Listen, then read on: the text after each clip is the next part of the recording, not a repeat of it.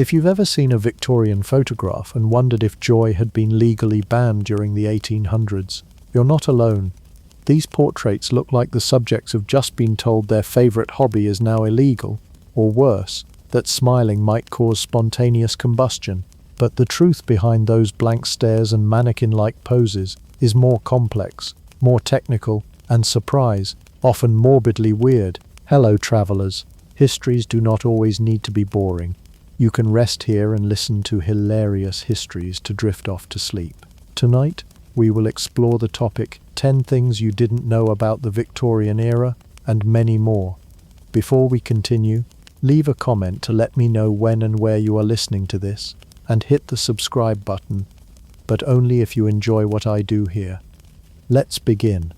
Let's start with photography's unfortunate relationship with time. Today you can snap 37 selfies before your coffee cools, but in the mid-19th century, a single photo could take anywhere from 15 seconds to several minutes of absolute stillness. And by stillness we mean pretend you're a marble statue being judged by Queen Victoria herself. Moving even slightly would result in a glorious blur, turning you from respectable citizen to possessed Victorian ghost. To combat this, early photographers employed a charming little torture device called a head clamp. This wasn't something used to treat migraines or straighten spines. It was a metal stand with prongs that held your skull in place while your face froze in silent panic. Think of it as the world's most patient guillotine. And just to add a little spice to your sitting, these photos weren't even guaranteed to come out right. If the lighting was off or you blinked at the wrong second, congratulations, you just paid a day's wages to look like a confused spectre. No refunds, just another failed portrait to stuff into the family drawer of shame. But the stiff expressions weren't just about physics. Victorians weren't big on casual smiles. Smiling in portraits was considered undignified, too spontaneous, too human, too we swear we have emotions but let's not get carried away. A serious expression, on the other hand, was the mark of intelligence, nobility, and someone who definitely didn't just spend 30 minutes getting poked by a metal rod to keep their head still. Then there's the part of Victorian photography that makes everything else seem downright cheerful: post-mortem portraits. Yes, you read that right. It wasn't uncommon for a family to hire a photographer after a loved one had passed away, often within hours, to pose them as if they were still alive. This was usually the only chance for a working-class family to have a proper photo of someone, especially children who never lived long enough to get one while breathing. And the results? Equal parts fascinating and nightmare fuel. Dead children posed sitting up in chairs, deceased adults made to look like they were mid-thought, often surrounded by their living relatives. Photographers would use special stands to prop up the body, and sometimes even paint eyes onto the closed eyelids during the editing process. That's not Photoshop, that's ghost shop. Even creepier, some post-mortem photos were not clearly labeled, which means we have no idea if that stern-looking gentleman from 1863 is deep in thought or deeply deceased. It wasn't just families commissioning these photos either. The passing industry was booming in Victorian Britain. We'll get into the funeral obsession later, and photography became part of the mourning ritual. A photo of your dearly departed, lovingly framed, served as a reminder of the fragile boundary between life and passing. Also, it made for a great conversation piece in your parlor. Nothing says welcome like a daguerreotype of your Aunt Mildred, 2 days post-expiration. But don't think only the dead had trouble looking lively. Children, bless them, were a whole separate battlefield. Getting a toddler to sit still for 5 minutes is hard enough now, but in 1850, you'd have better luck convincing a cat to do your taxes. That's why so many Victorian photos of children feature eerie-looking ghost mums, mothers hiding behind drapes or furniture, holding their kids upright while trying to stay invisible. The result is a baby looking weirdly upright while a pair of lace-gloved hands protrude from behind the armchair like a haunted puppet show. And speaking of haunting, some people didn't stop at photos. They turned them into lockets, brooches, miniature portraits inside rings. Imagine proposing to someone only to find out their engagement ring opens to reveal their dead cousin Steve looking sternly into your soul. Romantic, yes, but also slightly cursed. In the end, Victorian photography wasn't about joy or spontaneity. It was about preservation, presentation, and painful posture. Every photograph was a performance, a solemn reminder of identity, family, and the looming presence of passings. Even the most mundane portraits carried the weight of mortality, societal expectations, and most likely, a metal clamp giving you a mild concussion. So next time you see a stiff-looking Victorian staring into the void, remember, they weren't unhappy, they were just being held upright by iron and fear. Victorians believed bathing too often could eliminate you from life, so they skipped it. Generously, for your health of course. The Victorian era, a time of steam trains, corsets, and industrial progress. But while the outside world was being revolutionized, the inside of your average Victorian remained remarkably unchanged, particularly in the realm of hygiene. If you're imagining lavender-scented soap bars and clawfoot bathtubs filled with bubbles, lower your expectations. Lower. Keep going. Now toss the soap out the window and prepare to dive into a world where bathing was optional, deodorant was mythical, and smelling earthy was just part of the aesthetic. Let's start with the elephant in the washroom, the fear of water. Many Victorians genuinely believed that water, especially hot water, could weaken the body, open your pores to disease, and even lead to an early grave. Taking a full body bath was seen as something you did if you were ill, rich, or French, and for the working class, bathing was more of a luxury than a routine. It's not that they couldn't bathe, it's that most of them had neither the facilities, the time, nor the belief that it was a particularly good idea. To be fair, indoor plumbing was still a wild dream for many. In rural homes and poor urban neighborhoods, your best option was a tin tub in front of the fireplace, filled with lukewarm water that had been hauled in buckets and heated manually. And guess what? Everyone used the same bath water, in order. Dad first, then Mum, then the kids, in descending age and ascending filth. By the end, the water had the clarity of a Victorian sewer and the scent of despair. It's no wonder the youngest kid often came out dirtier than when they went in. Now before you assume the upper classes were living in spa-like splendor, hold that loofah. Even the wealthy weren't taking daily baths. Many of them stuck to dry washing, which is exactly as sad as it sounds. Instead of scrubbing with soap and water, they'd wipe themselves down with a damp cloth, splash on cologne, and declare victory. Think of it as a very polite way of saying I smell like roses now, so you may pretend I'm clean. And then we come to hair care, a field dominated by two mighty tools, talcum powder and hope. Shampoo, as we know it, didn't really exist yet. Most people cleaned their hair by brushing it vigorously and sprinkling powder, sometimes made from flour, starch, or even crushed chalk to absorb the oil. Then they'd brush it again, spreading the powdered grease evenly through their hair like a terrible Victorian seasoning. The result? Flat, grey-tinted, vaguely dusty hair that would definitely catch fire if you stood too close to a gas lamp. Soap was widely available, sure, but it came with its own issues. Many soaps were made with animal fats and lye, which made them smell like old bacon and had the pleasant effect of burning your skin off if misused. Not exactly something you wanted to rub all over your sensitive Victorian bits. Some people avoided soap altogether, instead relying on herbal mixtures, or just pretending that perfuming the body was the same as cleaning it. Spoiler, it wasn't. And let's not forget the deodorant situation, or the stunning lack of one. Commercial deodorants didn't show up until the very end of the 19th century.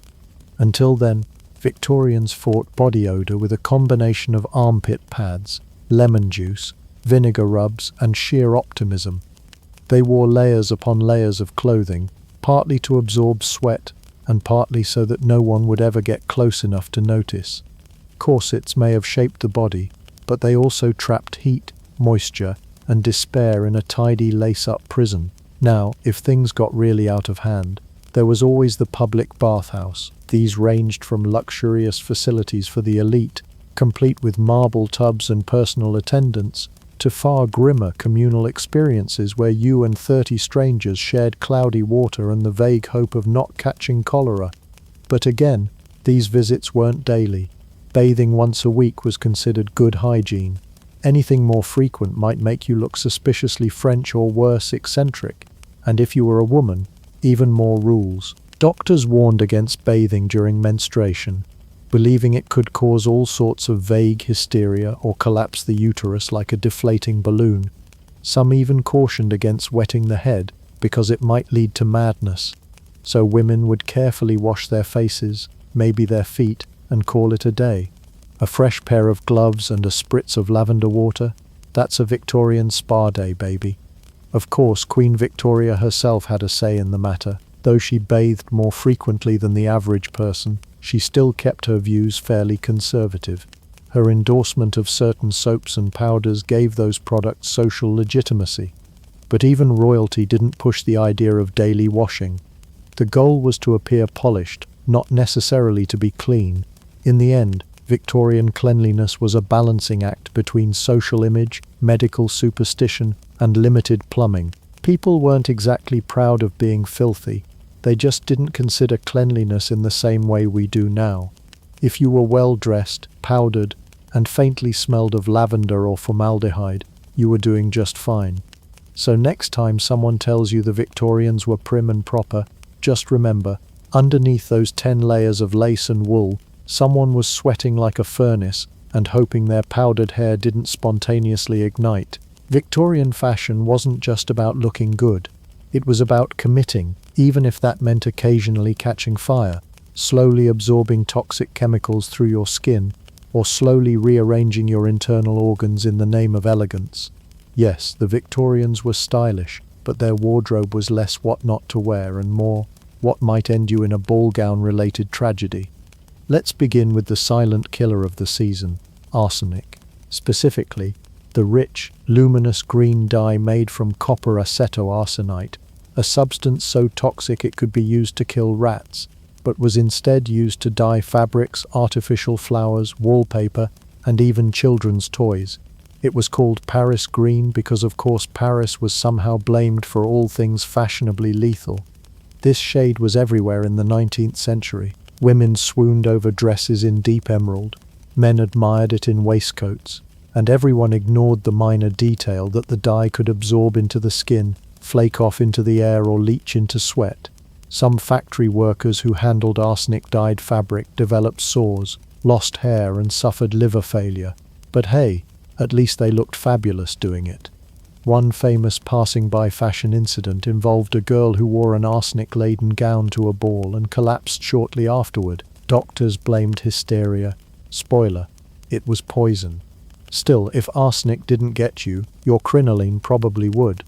The crinoline was a wide hoop-like cage made from steel or whalebone, designed to give skirts that perfect bell shape, the kind that screamed elegance and whispered, "I cannot fit through doorways." These enormous contraptions weren't just annoying, they were a rolling fire hazard. The hoops lifted skirts high off the ground, letting air flow underneath, perfect for fanning the flames the moment you brushed past a fireplace, candle, or gaslight. And once a crinoline caught fire, it exploded into a blaze, trapping the woman inside as the structure collapsed around her legs like a smoldering iron birdcage. A report in the 1860s claimed that over 3,000 women in England had passed away from crinoline-related fires in just a few years. One girl passed away after her skirt caught on fire from a cooking stove. Her father tried to smother the flames but was burned in the process. Another woman reportedly burst into flames in a church. Nothing says divine intervention like being flambéed mid-hymn. But let's not forget the true villain of the Victorian wardrobe, the corset. Yes, that iconic undergarment that promised an hourglass figure and delivered pinched organs, restricted breathing, and ribcage realignment. Victorian corsets weren't just tight, they were relentlessly architectural. Some had metal stays or bone inserts, and women were laced in with enough force to make deep breathing a fond memory. Doctors complained that tight lacing caused deformed rib cages, displaced livers, collapsed lungs, and even fainting spells. But fashion magazines brushed these off as minor inconveniences. After all, who needs oxygen when you have a 17-inch waist? And yes, women did faint. Frequently. The phrase "a woman of delicate constitution" was often just code for she's wearing her lungs like a scarf. That's why fainting couches were so popular. These weren't just luxury furniture pieces.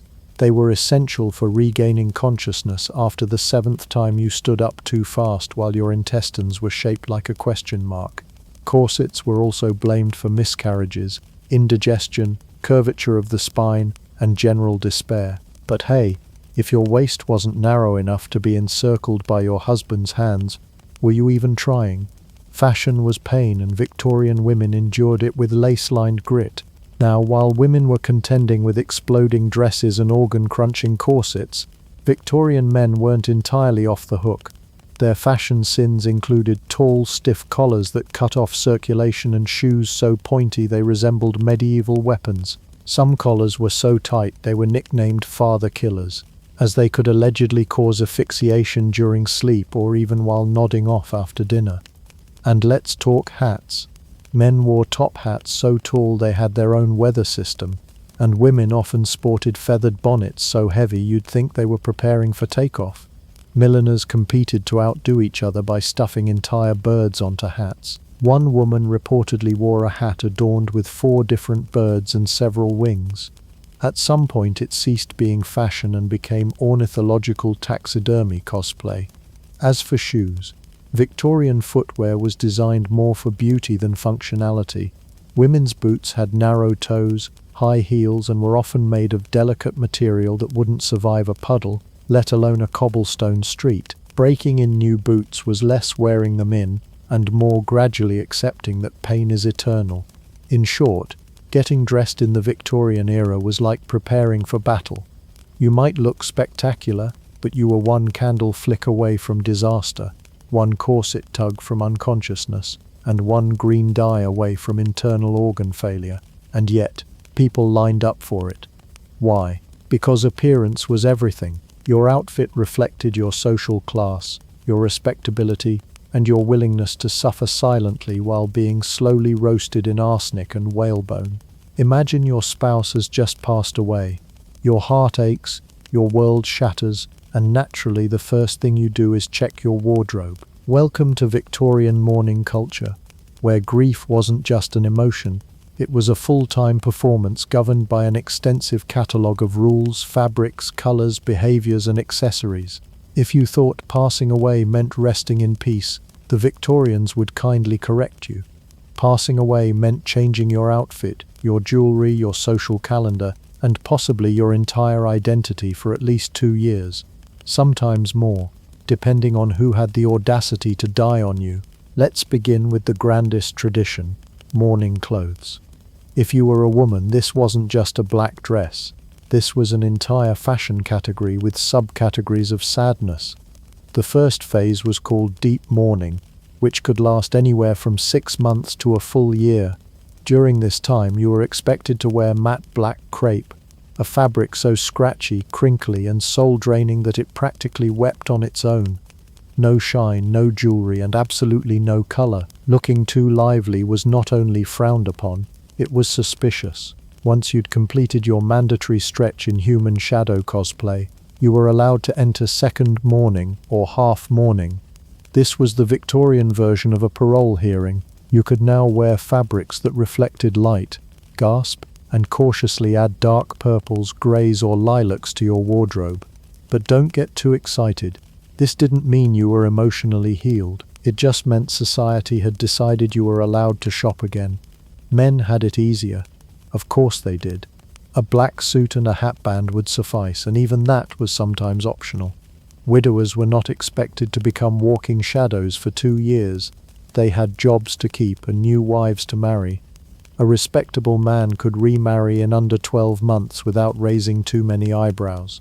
A woman who did the same, well, clearly she poisoned him with enthusiasm. But mourning wasn't just about clothes. It was about jewelry too. Macabre, sentimental, and occasionally made from human hair. That's right, Victorian mourning jewelry often featured the woven locks of the dearly departed. Necklaces, bracelets, brooches, all incorporating Aunt Edna's hair, intricately braided into patterns more complex than the emotions they were meant to express. It wasn't creepy, it was devotion. You could also wear lockets with miniature portraits of the deceased, or even their teeth. Yes, tooth jewelry was a thing. If you were rich enough, you might have mourning rings made to commemorate the loss, engraved with names, dates, and perhaps the occasional weepy cherub for good measure. And the mourning wasn't limited to your person. Oh no, your entire home had to mourn too. Black crepe would be draped over mirrors, doorknobs, and mantelpieces. Clocks were stopped at the moment of death. Windows were covered, curtains were drawn. If death came calling, so did your upholsterer. Even calling cards, the Victorian equivalent of a text message, were swapped out for special black-edged mourning cards to notify acquaintances that you were currently unavailable for joy. These were sent out with the cold efficiency of a grief-themed postal service. Sorry, I'm emotionally unavailable. Enclosed my condolences and an envelope of existential dread. And don't even think about going to the theatre, the park, or a dinner party while in deep mourning. That was social heresy. If someone spotted you laughing in public too soon, you might as well have written guilty across your forehead. Respectable grief was solemn, lengthy, and ideally witnessed by others. It wasn't about how you felt, it was about how convincingly you could look like you'd been personally steamrolled by fate. And speaking of witnessing grief, Queen Victoria set the bar for professional-level mourning. After Prince Albert passed away in 1861, she went into such extreme mourning that she never wore colour again. She cancelled public appearances, retreated from society, and spent the next 40 years acting as if she'd just received the bad news last Tuesday. If grief were an Olympic sport, she'd have taken gold every year in full widow's weeds. Her commitment turned mourning into an industry. Entire businesses popped up to cater to the needs of the bereaved. Mourning outfitters sold everything from dresses to gloves to hats with veils long enough to trip over. Mourning warehouses, yes, warehouses, offered entire shopping floors of grief chic essentials. You could even rent mourning clothes if you couldn't afford the real deal. Grieving on a budget. There was a market for that. Now, if you were a child or distant cousin, your mourning requirements were slightly more relaxed, but still coded. You might be expected to wear a black armband, or perhaps just a somber expression and an aversion to public merriment. Mourning could even extend to household staff, who were expected to wear mourning livery if the master of the house passed away. That's right, someone else's grief became your fashion problem too. The result was a society where death came with a manual. Grieve too much, and you were morbid. Grieve too little, and you were a murderer. There was a precise schedule for your sadness, and you'd better not laugh until you reached the correct stage of emotional parole. So the next time you see a photo of a solemn Victorian woman wrapped in head-to-toe black with a lock of hair in her brooch, and a mirror shrouded in crepe behind her, remember, she wasn't just mourning, she was mourning correctly.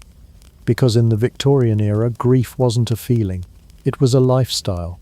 If you're imagining a quaint Victorian kitchen, perhaps a cozy pie cooling on a windowsill, a roast in the hearth, and someone daintily peeling potatoes, stop right there. Eating in Victorian England wasn't about enjoyment or nutrition.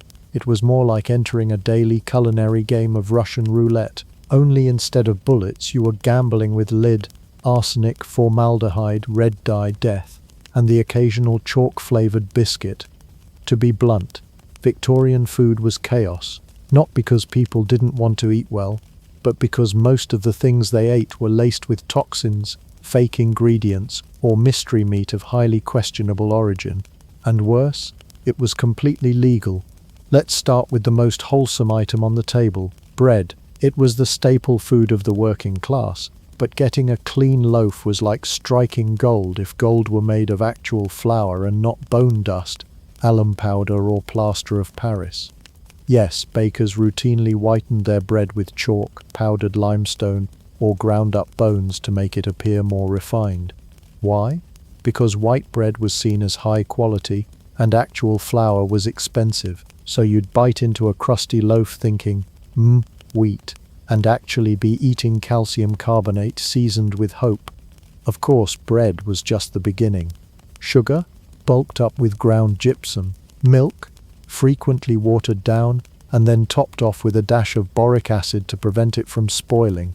That's right, milk could both hydrate you and kill a few bacteria, as well as possibly you. In fact, one particularly bold dairy dealer was caught selling milk that had been skimmed, watered down, and then recolored with yellow lead. If you're wondering what yellow lead does to your insides, imagine a sunset. Now imagine that sunset in your kidneys. Forever. And don't even ask about sweets. Candy vendors were the silent assassins of Victorian street corners. Bonbons, peppermints, and jellied treats often came laced with bright dyes like red lead or copper arsenite, substances that, while eye-catching, were also deadly. A vibrant green apple candy might have the same ingredient as rat poison. A bright red strawberry drop might have you hallucinating your ancestors by lunchtime. One infamous incident in 1858 saw a batch of sweets in Bradford accidentally mixed with arsenic instead of powdered sugar, resulting in the death of over 20 people and illness in hundreds more. The worst part? No one noticed until people started dropping faster than their blood sugar. But wait, it gets juicier. Let's talk meat, or as it was sometimes known, whatever this is. Refrigeration was non-existent, so butchers got creative. They'd rub rotting meat with salt, red dye, and even animal blood to make it look fresh. And if you couldn't afford a butcher, the street markets had you covered with heaps of mystery sausages that could contain anything from offal to sawdust to the occasional rat tail. If the meat didn't kill you, the street food might.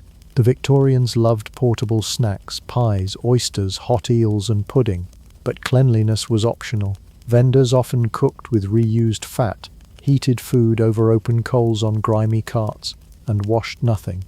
One contemporary account noted that most street pie vendors knew neither hygiene nor mercy. What was in the pie? Don't ask. Just chew and pray. And if you're hoping vegetables were a safe bet, sorry. Green peas were often dyed with copper sulfate to enhance their color. Pickles too. Because in the Victorian mind, if it's not neon green, is it even food? Cabbage sometimes glowed with added verdigris. Yes, the patina that forms on bronze statues. And potatoes could be improved by boiling them in aluminium salts. Why? Because no one had told the Victorians that just because it sparkles doesn't mean you should swallow it. And of course, we mustn't forget the drinks. Tea, beer, and coffee were often adulterated with dirt, old leaves, soot, or burnt sugar. Apple might be bulked up with iron sulfate to give it a rich amber color, or with opium residue to ensure customer loyalty, because once you've sipped narcotic beer, regular bitter just won't cut it. So where was the government in all this? Very much absent. Food adulteration wasn't illegal for most of the 19th century. It wasn't even frowned upon unless someone very wealthy happened to die from it. And even then, enforcement was weak. The first significant piece of legislation, the 1860 Food Adulteration Act, was basically a polite suggestion that people consider not poisoning their customers. It took decades before inspections, standards, and chemistry caught up to the general vibe of please stop putting arsenic in everything.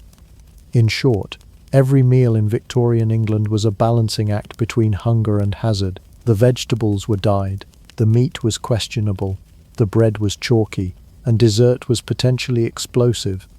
So next time you hear someone wax poetic about the good old days, just smile and nod. Welcome to the Victorian parlor, the sacred space where stiff-backed chairs, taxidermied birds, and passive-aggressive doilies came together to scream one thing: we're doing fine, Brenda. Look at the fern. In the grand theatre of Victorian domestic life, the parlor was the stage, and everything in it was part of a carefully arranged performance. You didn't just walk into a Victorian parlor unprepared. You entered as if stepping into a shrine of fragile porcelain, emotionally repressed wallpaper, and enough bric-a-brac to make Marie Kondo pass out. During the 19th century, the Industrial Revolution was pumping out not just smoke, but also aspiration. With more people moving into the middle class, the Victorians became obsessed with proving they had taste, manners, and the kind of decorative ambition that could put Versailles to shame. Enter the parlor. The parlor, sometimes called the drawing room, but only if you were fancy, was where you received guests, hosted tea, showed off your needlepoint, and subtly made everyone who entered feel like their own home was tragically unadorned. This wasn't just a room, it was a battleground of social mobility, a velvet-draped, tassel-lined, passive-aggressive arena of one-upmanship. If you're picturing a neat little sitting room, think again. A proper Victorian parlor had layers, layers of rugs, layers of wallpaper, layers of curtains, and layers of judgment. Every item was symbolic. That porcelain shepherdess on the mantel, a nod to your appreciation for delicate European craftsmanship. That glass dome containing a stuffed weasel, evidence of your cultural refinement, obviously. And don't forget the seashells glued into terrifying floral arrangements because nature, but make it unsettling. Then there were the conversation pieces. These were items placed specifically to start polite chit-chat. Think stereoscopes, the old-timey 3D viewers, cabinets of curiosities with exotic shells and creepy bone fragments, or the family photo album if you didn't mind flipping past half the entries labeled post-mortem. Even furniture had a job beyond comfort. Chairs with straight backs and impossible angles weren't there to relax in. They were there to posture in. Literally, you sat upright, hands demurely folded, ankles crossed like you were posing for Queen Victoria herself. Ironically, while the parlor was the living room of the Victorian home, you weren't actually meant to live in it. Children were generally banned unless they had memorized at least one poem. Pets were allowed, provided they sat still and looked picturesque. And heaven help the person who actually used the parlor piano without at least announcing their musical pedigree first. Everything in the parlor was curated for appearances. Newspapers were tidily arranged but barely read. Books were stacked in intimidating rows, though many were purely decorative and, in some cases, entirely fake. Yes, Victorians literally bought hollowed-out boxes made to look like volumes of Milton and Shakespeare, because nothing says cultured like a fake book titled Moral Essays for Young Ladies that's actually just hiding your embroidery floss. Let's talk about the parlor fern. If the parlor had a mascot, it was this leafy green diva. Growing a fern indoors during the Victorian era was like winning a horticultural beauty contest. Not only did it symbolize one's refined taste, but it also screamed, "Look, I have time and money to care for an exotic plant in a drafty house with no central heating."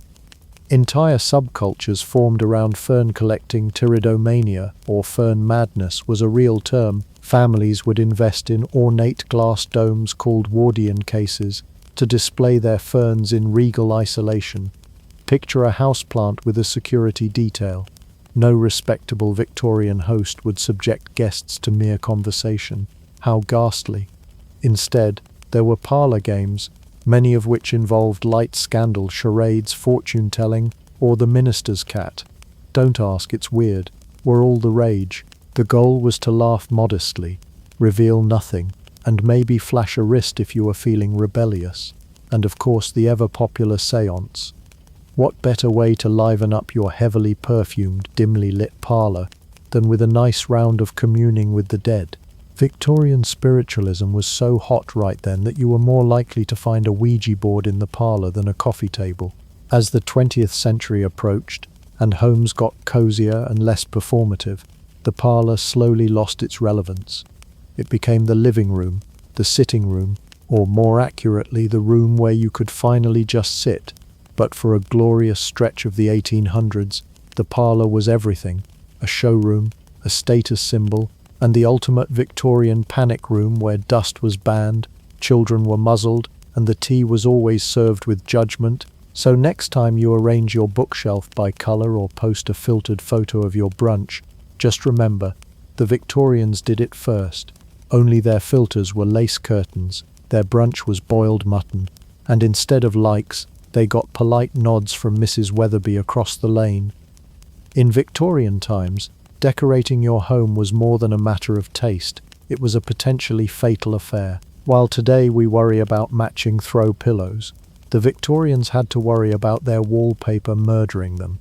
Yes, you read that correctly. Death came not just in the form of war, disease, or terrifying meat pies. It also lurked behind that stunning green floral print in the drawing room. To understand how people ended up poisoning themselves in their own parlors, we need to talk about color, specifically green. During the 19th century, green wasn't just a popular shade. It was the color to have. It evoked nature, vitality, and class. So when a brilliant new pigment called Scheele's green hit the market in the late 18th century, people were enchanted. It was vibrant, bold, and durable. It was also made of arsenic, lots and lots of arsenic.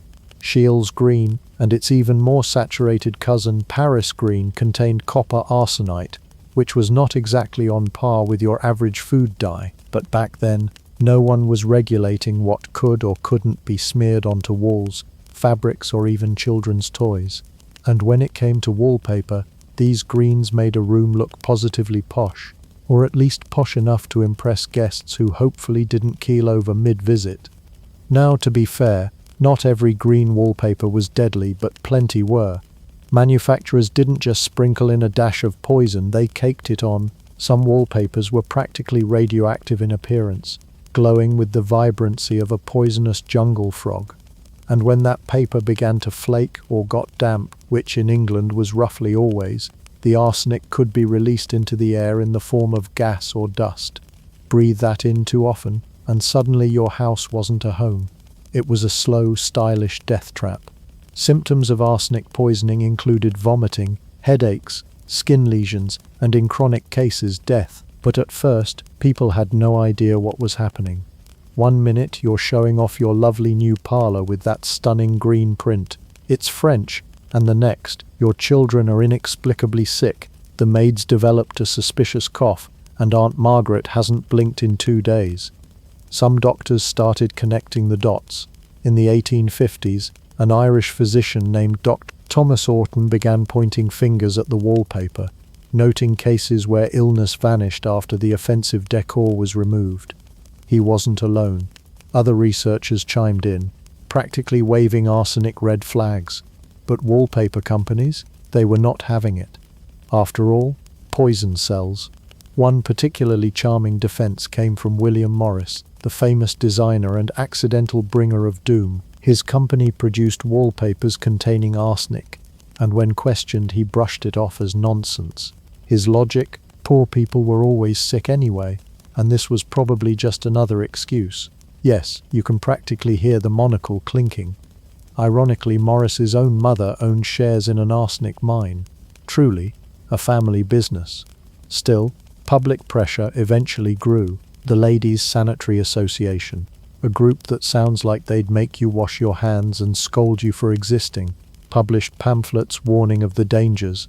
Journalists started asking awkward questions, and finally manufacturers began phasing out arsenic-laced designs by the late 1800s. But even as the tide turned, people clung to their dangerous decor. Some refused to believe that a wallpaper so beautiful could be deadly. Others simply didn't want to redecorate, and in some cases even after deaths were reported, homeowners insisted on keeping the lethal patterns up. "It matches the settee" was apparently worth more than avoiding internal organ failure. The irony is rich, isn't it? In an era obsessed with appearance, cleanliness, and social class, the thing that truly separated the wealthy from the poor might have been how many grams of arsenic were dusting their drawing room. Today, historians look back at this chapter in interior design with a mix of horror and fascination. Museums even keep samples of these wallpapers safely stored and sealed away from the public, as if they were ancient relics from some terrible decorating cult, and in a way they kind of were. So the next time you gripe about repainting your living room or redoing your kitchen backsplash, just be grateful your design choices don't come with a side of death. Unless, of course, you're using lead paint, in which case you might want to have a quick chat with your Victorian ancestors. In the Victorian era, if you were under 12, you weren't expected to chase dreams. You were expected to chase rats out of a coal mine while coughing up yesterday's soot. Childhood, as we imagine it today, with its crayons and playgrounds, simply didn't exist for most kids. Instead, many of them were introduced to the concept of work-life balance by being tossed directly into chimneys, textile mills, or cramped factory floors. The good news? They learned discipline. The bad news? Mostly through broken bones and respiratory failure. Let's start with chimney sweeps. These tiny climbers were often orphans or from very poor families. Why children? Because adults simply didn't fit in a flue that was barely wider than a bread box. So boys as young as 5 were sent up soot-choked chimneys, armed with nothing but a brush, a sack, and a total lack of common sense. They scraped away creosote and ash, often naked or in rags to avoid getting stuck. Injuries were frequent, so was death, and as a bonus, they risked developing a very specific form of cancer, chimney sweeps carcinoma, also known as congratulations you cleaned chimneys until your insides melted. Of course, chimney sweeping was just the glamorous side of Victorian child labour. Down below, in the world of coal mines and cotton mills, things weren't exactly a child's picnic either, unless your idea of a picnic includes 16-hour shifts, spinning machinery with a taste for fingers, and 0 bathroom breaks. In textile factories, little girls and boys worked as piecers, crawling beneath whirring machines to retrieve threads or untangle knots. The machinery was unguarded, lightning fast, and cared little for the small limbs beneath it. If a child tripped or got too close, well, let's just say there were more than a few Victorian dolls missing an arm because their owners were too. Then there were the mines. Boys worked as trappers, opening and closing ventilation doors deep underground to let coal carts through. Sounds simple, until you realize they did this job in total darkness, for 12 hours at a time, sitting alone in silence with only rats for company. Some kids graduated to hurriers, dragging coal wagons through narrow tunnels while harnessed like donkeys. Because if Victorian England knew anything, it was how to make a child feel useful and replaceable at the same time. It wasn't just the work that was brutal, it was the mentality. Victorians firmly believed that hard labour built character. Childhood idleness was seen as suspicious. A child with free time might learn to read, or worse think. Better to put that child to work hauling iron so he could grow up to be a proud, slightly broken cog in the imperial machine. Employers predictably loved this system. Kids were cheap obedient, mostly, and didn't unionize, and if one got injured, just hire another. Plenty more where that one came from. Even the government was slow to step in. Early factory laws were full of loopholes wide enough to roll a steam engine through. The 1833 Factory Act, for instance, limited children under 13 to working no more than 9 hours a day, but only in textile factories, mines, chimneys, domestic work. Carry on, lads. Reformers eventually began raising the alarm. Figures like Lord Ashley, better known as the Earl of Shaftesbury, championed child welfare, publishing gruesome reports and pushing for better regulations. Writers like Charles Dickens used their stories to expose the grim conditions. Oliver Twist wasn't just melodrama, it was disturbingly autobiographical for a lot of real kids. Still, the reforms moved slowly, often stalled by industrialists who believed children were just small adults with squeaky voices and expendable lungs. Over time, laws did improve. The 10 Hours Act of 1847 and later education reforms began clawing back a bit of childhood. But it took decades to phase out the idea that a child's rightful place was anywhere but a classroom. And even then, enforcement was spotty. In some regions, inspectors were outnumbered by the kids they were supposed to protect. A factory visit might be announced days in advance, giving managers plenty of time to shove the youngest workers out the back and replace them with someone who could fake a mustache. The irony is painful.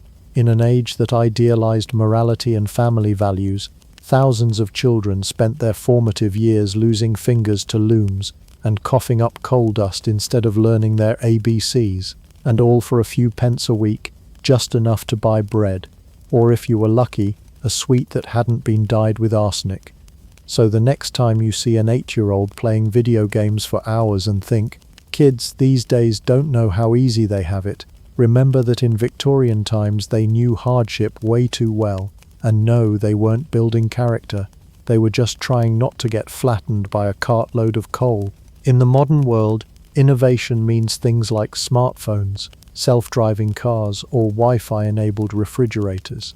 In the Victorian era, it meant vibrating belts, artificial leeches, and special cages designed to protect your butter from unwanted hands.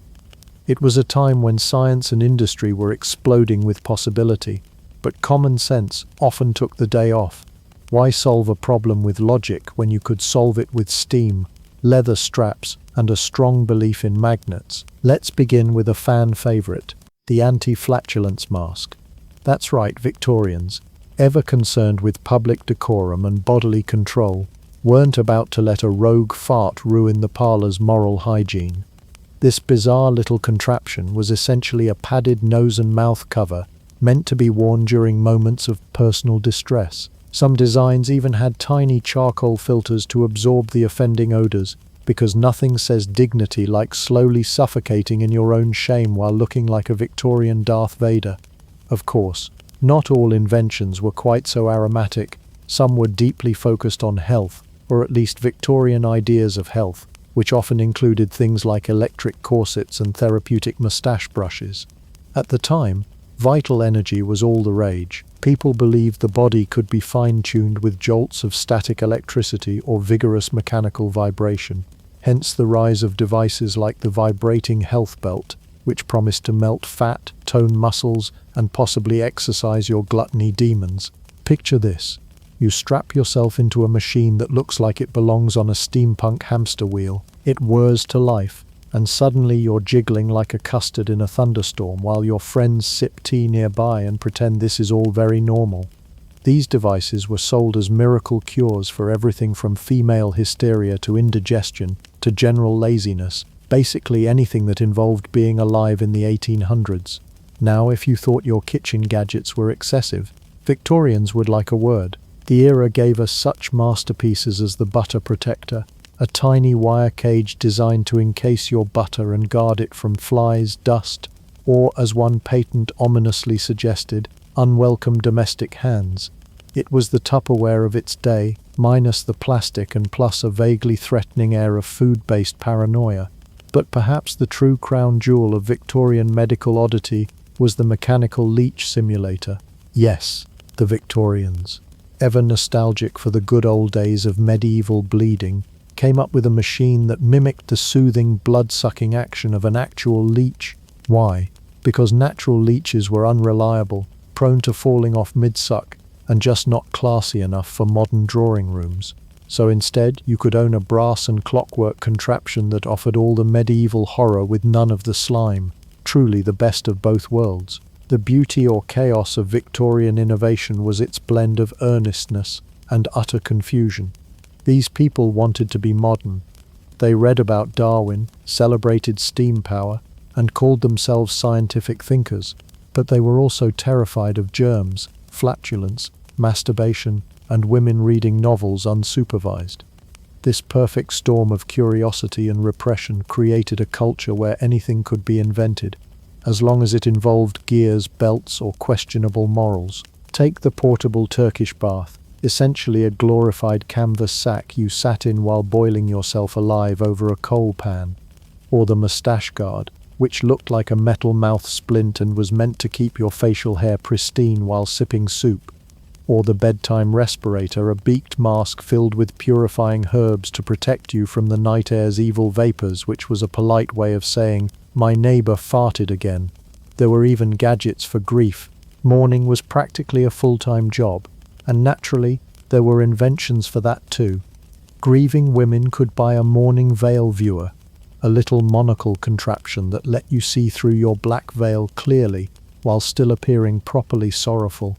Because even in despair, Victorian innovation refused to take a day off. It's easy to laugh at these inventions now, but they were the building blocks of a society that was desperate to make sense of a rapidly changing world. Industrialization was reshaping cities, science was rewriting biology, and people were starting to question things that had been gospel for centuries. In that climate, the line between genius and absurdity got very, very thin, and the patent office got very busy. Some ideas stuck. Others, like magnetic corsets or lightning rod hats, did not. But in their defense, at least the Victorians tried. They didn't shrug off their weird anxieties. They built brass machines to tackle them head-on, often with dramatic sparks and a faint smell of burning hair. So the next time you laugh at someone buying a Bluetooth-enabled egg tray, just remember, your great-great-grandfather probably wore vibrating suspenders to improve his blood circulation. History's full of oddities, and every generation thinks the last one was ridiculous, while secretly wondering if that butter cage would still come in handy. Victorian England was many things: industrial, smoggy, overdressed, but above all it was morally terrified. Terrified of temptation, terrified of bodily urges, and especially terrified that someone somewhere might be enjoying themselves a little too much. In fact, the Victorians treated fun like a contagious disease, best avoided, and if contracted, quarantined immediately. It was a golden age of moral panic, where even a flirtatious glance could qualify as a gateway drug to eternal damnation. Let's start with books. Today, novels are considered the gateway to imagination. Back then, the gateway to ruin, particularly if you were a woman. Many Victorian doctors and clergymen believed that too much reading, especially of fiction, could overstimulate the female brain and send it spiraling into hysteria, daydreams, or worst of all, independent thought. Heaven forbid a woman have opinions and plot analysis. In fact, novel reading among women was considered such a slippery slope to corruption that parental warnings read like early horror film scripts. She started with Jane Austen, and next thing we knew, she ran off with a poet and questioned the gold standard. Critics feared novels would fill young minds with dangerous ideas: romance, rebellion, the desire to not marry your first cousin for property consolidation. Even furniture wasn't safe from the Victorian gaze, a particularly infamous myth which historians now debate, but the internet loves to run with, tells us that Victorians covered the legs of their chairs and pianos because bare furniture legs were just too scandalous. Because when your society equates a table leg to an actual human leg, you start giving upholstery way too much power. The tale may be more legend than fact, but it reflects a very real social anxiety about propriety, modesty, and the ever-present fear of too much exposure. It wasn't the furniture that needed censorship, it was the imagination. Speaking of panics, let's waltz into dancing. Or rather, let's don't, at least not without intense supervision and a firm grasp of decorum. The Victorian elite were deeply suspicious of dancing. Sure, ballroom dancing was technically allowed, but only under very specific guidelines. There had to be distance between bodies, chaperones in every direction, and absolutely no rhythmic hip movement. If your dance involved any pelvic enthusiasm, congratulations, you were now a social outcast, and possibly the Antichrist. Worse still was the fate of theatre and music halls, which were considered dens of vice. Working-class people enjoyed these entertainments, which meant, obviously, they had to be stopped. Theatres were viewed as breeding grounds for moral decay, where actors wore makeup, gasp, women wore tights, and people laughed out loud, "May the Queen shield us all." Clergy launched crusades against music halls. Pamphlets were distributed warning of soul corrosion, and moral watchdogs lurked like killjoy ninjas in the balconies. Even games came under attack. Playing cards?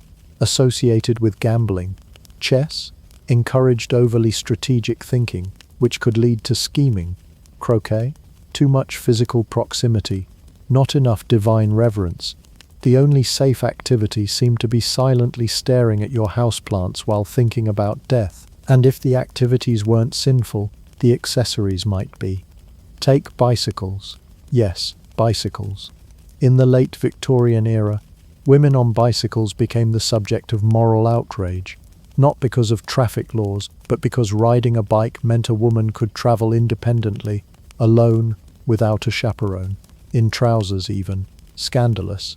Bicycles were accused of inciting rebellion, encouraging bicycle face, a supposedly permanent expression of strain from pedaling, and worse, freedom. Victorians also fretted about public displays of affection. Not kissing, not hand-holding. We're talking about smiling too much in public. It suggested you were light-minded, or drunk, or French. In a society where rigid posture was next to godliness, letting loose a little joy in front of others was practically grounds for arrest, or at least deeply suspicious tea-time whispering. Then came the panic around the body itself. The Victorians were constantly inventing new ways to separate their higher minds from their sinful, squishy human forms. This led to the rise of strict dress codes, modesty lectures, and diagrams showing the proper way to sit, walk, and even chew. Women were advised to glide across the room and speak in hushed tones so as not to awaken male instincts. Because apparently, everything awakened male instincts back then: sunlight, elbows, breathing. All of this was part of a broader mission to project the illusion of moral superiority. The Victorian middle class was obsessed with appearing respectable, pious, and painfully proper. Fun wasn't just frowned upon, it was feared. Anything that distracted from industriousness and self-denial was considered a slippery slope toward ruin. Even leisure had to be performed with a sense of grim duty. But ironically, all this repression only made people more creative in their rebellion. Secret novels were passed between friends. Music halls thrived in spite of the hand-wringing. Parlor games occasionally got mildly suggestive. People danced, laughed, snuck into theaters, ate cake with suspicious glee, because deep down, even the most buttoned-up Victorian couldn't resist the temptation to smile when no one was looking. Let's talk about the history of beds. Early humans didn't need a bedtime routine. They needed to survive the termite mattress. Before there were duvets, there was dirt. Welcome to prehistory, where bedtime meant curling up with your closest friends. Cold, bugs, and possibly a saber-toothed cat if you weren't careful. For early humans, sleep wasn't so much about REM cycles as it was about staying unconscious long enough to not die, but not so long that something used you as a chew toy. Let's set the scene. It's 30,000 BCE. You've just spent the entire day foraging, running from wolves, and wondering if that root you just ate was food or poison. Now it's bedtime. What do? Well, unless you're lucky enough to be near a cave, prime real estate in the Stone Age, you're likely crashing outdoors or in a very basic shelter made of sticks, mammoth bones, and high hopes. As for your bed, forget spring coils or memory foam. You're looking at a heap of grass, leaves, straw, moss, or whatever didn't bite back when you picked it up. Comfort was not the priority. Surviving hypothermia was. And no, there weren't pillows, unless you count a rock that didn't poke your eye out. This wasn't cozy woodland camping with a sleeping bag and bug spray. Prehistoric beds came with bonus features like fleas, beetles, termites, and the occasional spider who saw your face as a rentable studio apartment. You weren't sleeping on nature, you were sleeping with it. But they weren't totally helpless against pests. In 2011, archaeologists in South Africa unearthed what might be the world's oldest known bed, dated to around 77,000 years ago. It was made from layers of grasses and leaves, with traces of ash sprinkled in between. Why? Because even cavemen figured out that ash repels bugs. Ashy bedding. It wasn't luxury, but it was innovation. So yes, prehistoric humans invented the first version of mattress protectors, and they did it with the scorched remains of their own fire pits. Take that, Tempur-Pedic. Speaking of fire pits, if you were very lucky or clever, you'd sleep near a fire. Fire was your heater, your stove, your guard dog, and your nightlight, all in one, but it came with risks. One wrong roll, and you're either extra toasty or fully toast. Still, fire offered something precious. Protection from predators, warmth in freezing conditions, and a way to extend the day just a little longer than the sun allowed. Sitting around the fire became a prehistoric ritual. The world's first bedtime stories may have been told with embers flickering in the background and someone gnawing on a half-charred root. And sure, the smoke might have caused mild asphyxiation or permanent lung damage, but hey, at least the bugs kept their distance. Forget solo slumber. Early human groups were tight-knit and tight-sleeping. Privacy didn't exist. You'd sleep shoulder to shoulder with your family, your in-laws, and whatever half-domesticated wolf was sniffing around for scraps. You didn't have a choice. Shared body heat was often the difference between life and frostbite. If someone snored, well, you got over it. Or you invented the first murder. Joking aside, the communal sleeping model actually shaped early human social structures. Cuddling together wasn't just cute, it built trust, kinship, and, let's be honest, a reasonable amount of personal discomfort. The idea of having your own space was about as foreign as the concept of bedroom feng shui. No one really knows how prehistoric people slept. There weren't many sleep studies being conducted in the Upper Paleolithic, but based on ethnographic comparisons with modern hunter-gatherers, it's likely they slept in a semi-fetal position to conserve warmth, or sprawled out next to the fire in shifts, taking turns on watch. Yes, night shifts existed before capitalism. Someone always had to stay semi-awake, poking at the fire and making sure a bear didn't wander in and decide the sleeping pile looked delicious. In these early eras, sleep wasn't symbolic, sacred, or even scheduled. It was a biological need that had to be squished in between hunting, hiding, and surviving. Yet, in the rudimentary effort to create comfort from grass and ash, we see the first inklings of what beds would become: a human-made oasis, a bit of softness in a brutal world. It wasn't glamorous, it wasn't even sanitary, but it was the beginning. In conclusion, early humans didn't count sheep. They counted on not being eaten alive in their sleep. They used what they had: twigs, leaves, ash, each other, and made the best of it. Was it itchy? Definitely. Did it probably smell like wet mammoth fur and regret? Absolutely. But it was sleep, and sleep meant survival. So next time your pillow doesn't feel quite right, just remember, somewhere 77,000 years ago, someone fell asleep on a termite-infested grass pile and called it bed. By the time ancient Egypt rose to power, humanity had gotten tired of dirt naps, literally, while the rest of the ancient world was still happily flopping onto straw piles like oversized rodents. The Egyptians took one look at the floor, then at their sandals, and decided, absolutely not. Thus began one of the first major innovations in bedtime, the raised bed frame. And not just for practical reasons. No. For the Egyptians, sleep was not just about avoiding scorpions, it was about showing off. You see, for all their spiritual beliefs, engineering marvels, and oddly specific obsession with cats, the Egyptians were also massive fans of interior design. And beds, they were a centerpiece. The wealthier you were, the higher you slept, both figuratively and literally. The simple idea of being above the dirt became a statement of cleanliness, of status, and of no, I will not be sharing my mattress with sand beetles tonight, thank you. These early beds weren't just planks with legs, some of them were art, crafted from acacia or ebony wood. Many were adorned with carved motifs, lotuses, lions, and divine symbols that said, I may be unconscious, but I am still incredibly important. Slats of woven string or leather stretched across wooden frames created something with actual give, not quite a spring mattress, but definitely more forgiving than the rocky alternative. And for the elite, the pharaohs, their beds were gilded in gold, inlaid with ivory, and designed by people who had never heard the phrase doing too much. Imagine walking into a royal chamber, palm fronds waving, incense burning, and in the middle of the room, an elevated gold-inlaid platform with lion's paw feet and embroidered linen. It didn't just whisper luxury, it screamed it, probably in hieroglyphics. And what about pillows? Oh, they had them too.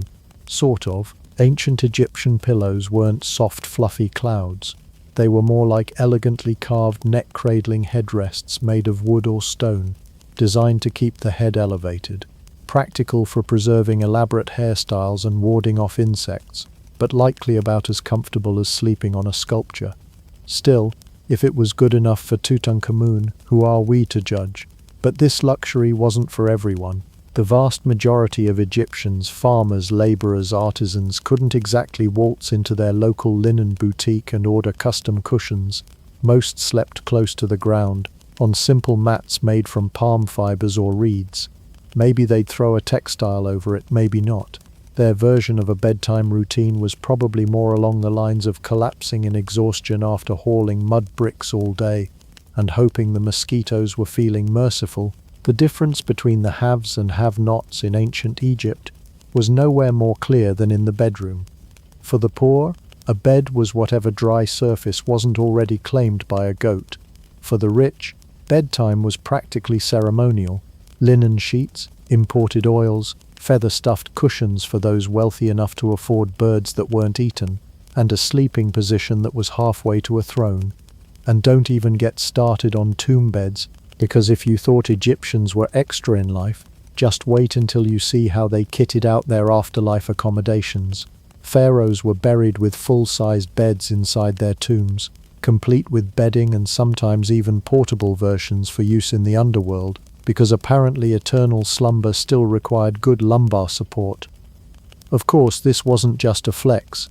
Sleep, in Egyptian culture, was deeply intertwined with their views on death and rebirth. The bed wasn't merely furniture, it was a symbol of the transition between life and the afterlife. Lying down at night and waking up in the morning was a miniature cycle of death and resurrection, a rehearsal, if you will, for the big exit. No pressure. Meanwhile, spiritual protection was a serious concern. The elevated bed helped keep away not just creepy crawlies, but also malevolent spirits believed to lurk in the dark corners of the earth. Being higher off the ground wasn't just about bugs, it was about being out of reach of whatever metaphysical nonsense might be lurking below. Because nothing says sweet dreams like the threat of ancient ghost spiders.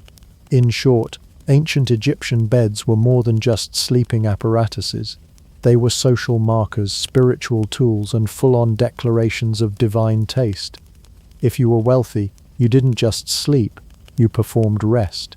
You lounged, you reclined like a mortal god, wrapped in linen, and the quiet knowledge that even your mattress was sending a message. This person, important. And so, while the average person today is comparing coil counts or memory foam densities, ancient Egyptians had already turned sleeping into an art form. 1 part function, 2 parts flair, and about 6 parts deeply symbolic ritual. Because when it came to rest, the Egyptians weren't just lying down, they were elevating the entire concept, quite literally. If the ancient Egyptians made beds into status symbols, then the Greeks and Romans turned them into lifestyle choices. To them, a bed wasn't just a place for sleep, it was a platform for everything else: eating, reading, philosophizing, conducting business, and on particularly dramatic days, dying with theatrical flair. Welcome to the age of the Klein, the ancient world's answer to the futon, but with more grapes and fewer regrets. Let's start with the Greeks, their version of a bed. The Klein, pronounced Kleine for that authentic flair, wasn't limited to the bedroom. In fact, bedrooms weren't even a central feature in most ancient Greek homes. The Greeks had a much looser relationship with where sleep happened. The Klein was half couch, half bed, and fully essential to the art of lounging, which in many ways was the national pastime. A Greek man would recline on his Klein during symposia, which were not fancy TED Talks but wine-fueled social events where intellectual discussion mingled freely with poetry recitations, political rants, and someone inevitably vomiting into a potted plant. These gatherings often took place in the andron, the men's section of the house, where couches were arranged in a U-shape and everyone got comfortable while downing diluted wine and pretending to debate ethics. What's remarkable is how seamlessly these beds-turned-couches served double or triple duty. You'd recline on them during dinner parties, nap on them afterward, and perhaps host a visiting philosopher who insisted that true wisdom only came after napping in someone else's house. Fast forward to the Romans, and the Klein gets an upgrade and a wine stain. The Romans inherited the Greek love for reclining and raised it to an Olympic sport. In Roman dining rooms, or triclinia, from tree for 3 and Klein for couch, 3 couches were arranged around a central table. Each guest would lie on their side, propped up on one elbow, shoveling food into their mouth with the other. Posture, terrible. Vibes, impeccable. And no, this wasn't just for casual meals. It was the norm for formal banquets. Reclining while eating became so standard for upper-class Romans that sitting upright during a feast would make you look like a total uncultured peasant. Literally, because peasants, of course, didn't have the luxury of lying horizontally to eat figs. While the elite floated from feast to nap and back again, The rest of Roman society experienced a more grounded version of bedtime. The working class, slaves and servants, didn't have access to plush clines or private triclinia. Most of them slept on straw pallets or blankets rolled out on hard floors. If they were lucky, they might have had access to a simple wooden bed frame or a cot. If not, they made do in the corner of a kitchen, hallway, or wherever there was room that didn't already have a senator draped across it in a wine haze.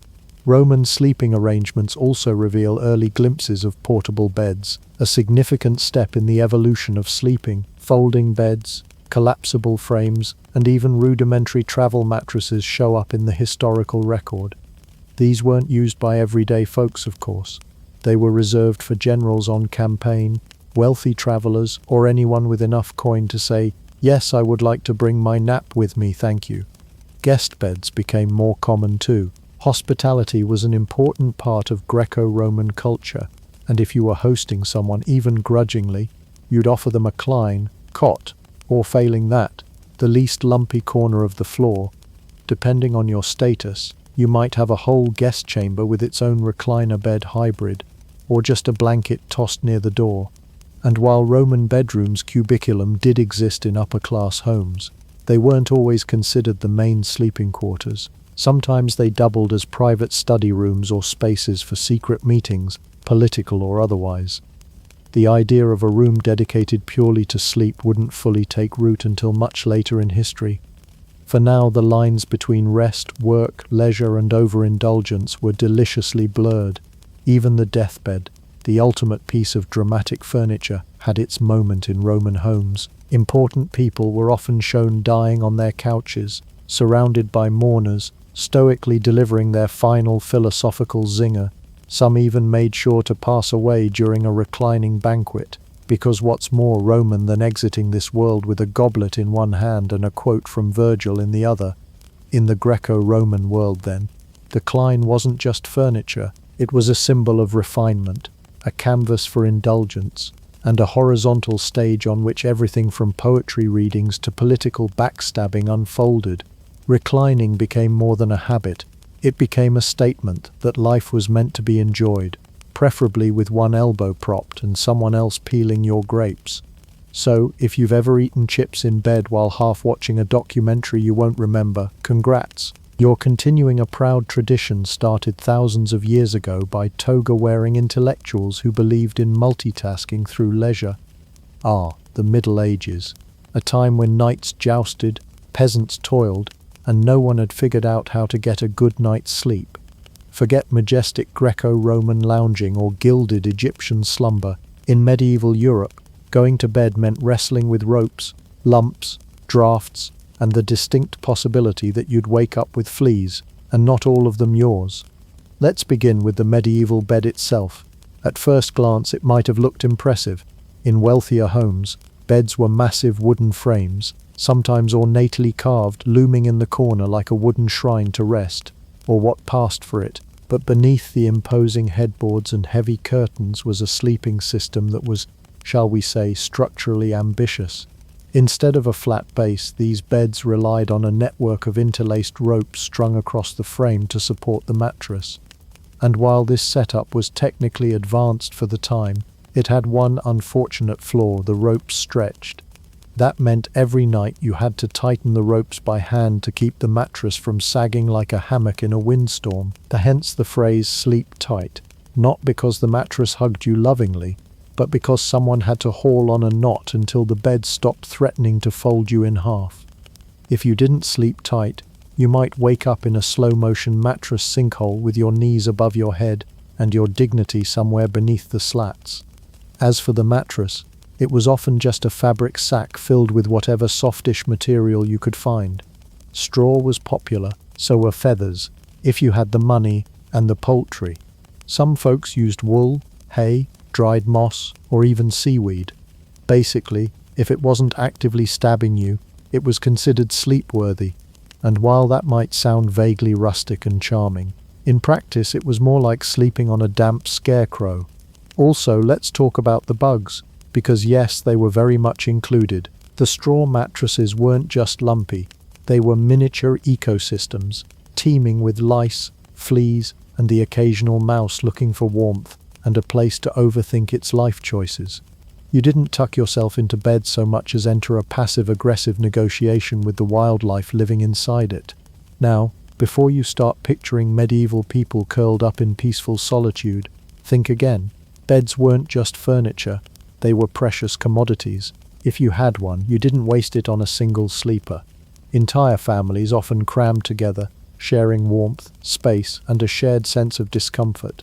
Parents, kids, grandparents, maybe a visiting cousin or two, everyone piled in like it was a group sleepover, except no one was having fun and the draft kept trying to join in through the walls. Privacy, non-existent. Snoring, guaranteed. The idea of personal space hadn't been invented yet, and if someone kicked you in their sleep, you just accepted it as part of the bedtime ritual. Even wealthier folks weren't entirely safe from the chaos. While the nobility had bigger beds, softer stuffing, and decorative curtains to keep out the cold and nosy servants, they still dealt with saggy ropes and mattress residents. However, they did have one advantage: bed curtains. These weren't just for show, they were vital for warmth. Castles were drafty, and stone walls did not exactly radiate coziness. So heavy fabric curtains were drawn around the bed to trap heat in and ideally, pestilence out. Interestingly, beds were so valuable that they were often bequeathed in wills. Forget jewelry or land, your feather mattress was a prized heirloom. To my eldest son I leave the family bed slightly lumpy, moderately haunted, and full of memories and mites. Medieval sleeping positions also reflected the era's discomfort. Many people slept partially upright, either due to reflux, thanks to a diet of meat, bread and mead, or the belief that lying flat made you more vulnerable to death or demonic possession. So they'd prop themselves up with whatever was handy, dozing in a half-sitting, fully confused position that resembled a sick gargoyle. And bedtime routines? There were a few. Some people would recite prayers or chant psalms before lying down, hoping that divine intervention might prevent night terrors or a midnight rat ambush. Others simply passed out from sheer exhaustion after a day of manual labor, religious guilt, and avoiding plague. Oh, and don't forget segmented sleep. In many parts of medieval Europe, people didn't sleep in one long stretch. They had a first sleep and a second sleep, broken by an hour or two of quiet wakefulness in the middle of the night. Some used that time to pray, read, think, or if they were lucky, not freeze to death. This wasn't insomnia. It was scheduled misery. In the end, medieval beds were a paradox. They were deeply personal items rich with symbolic and economic value, but they were also a source of relentless scratchy discomfort, whether you were a poor farmer snuggling next to a goat, or a noble woman clinging to her feather-stuffed island of luxury in a castle full of howling wind. One thing was certain: sleep was more of a survival tactic than a luxury. And yet, people made it work. They tightened their ropes, shared their space, fluffed their straw, and prayed for morning. Because in a world full of uncertainty, cold nights, and questionable mattress stuffing, sleep, no matter how lumpy, was the one time you could almost forget it all. In the Renaissance, beds didn't just evolve. They blossomed into something so outrageously ornate they might as well have been shouting, "Behold, I am wealth." Gone were the communal hay mounds and ropey slings of yesteryear. Now, sleeping arrangements had entered the world of velvet, carved oak, and enough fringe to scare a minimalist into a fainting spell. Beds were no longer just a place to sleep. They became theatrical stages of status, privacy, and yes, pure, unapologetic pomp. You see, the Renaissance was all about rebirth of art, architecture, learning, and evidently the human desire to sleep like a gilded peacock. Nobles didn't just lie down for the night. They ascended onto mattresses like they were stepping into a throne room of dreams. These weren't beds, they were monuments to opulence. The canopy bed, arguably the Renaissance's greatest contribution to horizontal living, emerged as the pièce de résistance of bedroom furniture. And it wasn't just for show. These towering wooden structures supported a series of heavy draped curtains, not merely for aesthetic drama, though there was plenty of that, but for warmth and privacy. Because when you live in a drafty stone castle that traps cold air like a sadistic refrigerator, Enclosing yourself in a cloth cocoon makes perfect sense.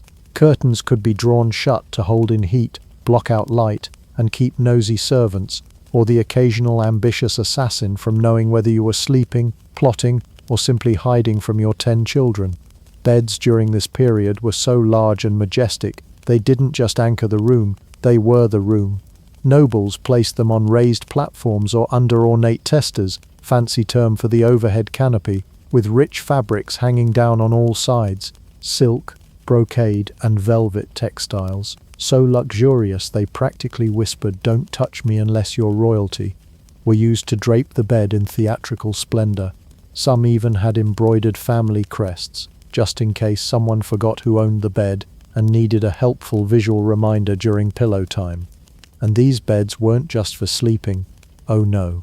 In fact, sleeping was often the least important function. A Renaissance noble might use their bed to receive visitors, conduct business, entertain guests, or listen to lute recitals. That's right, meetings were held in bed. Picture this, you, a 16th century duke, reclining in your feather-filled mattress while your accountant reads out tax reports.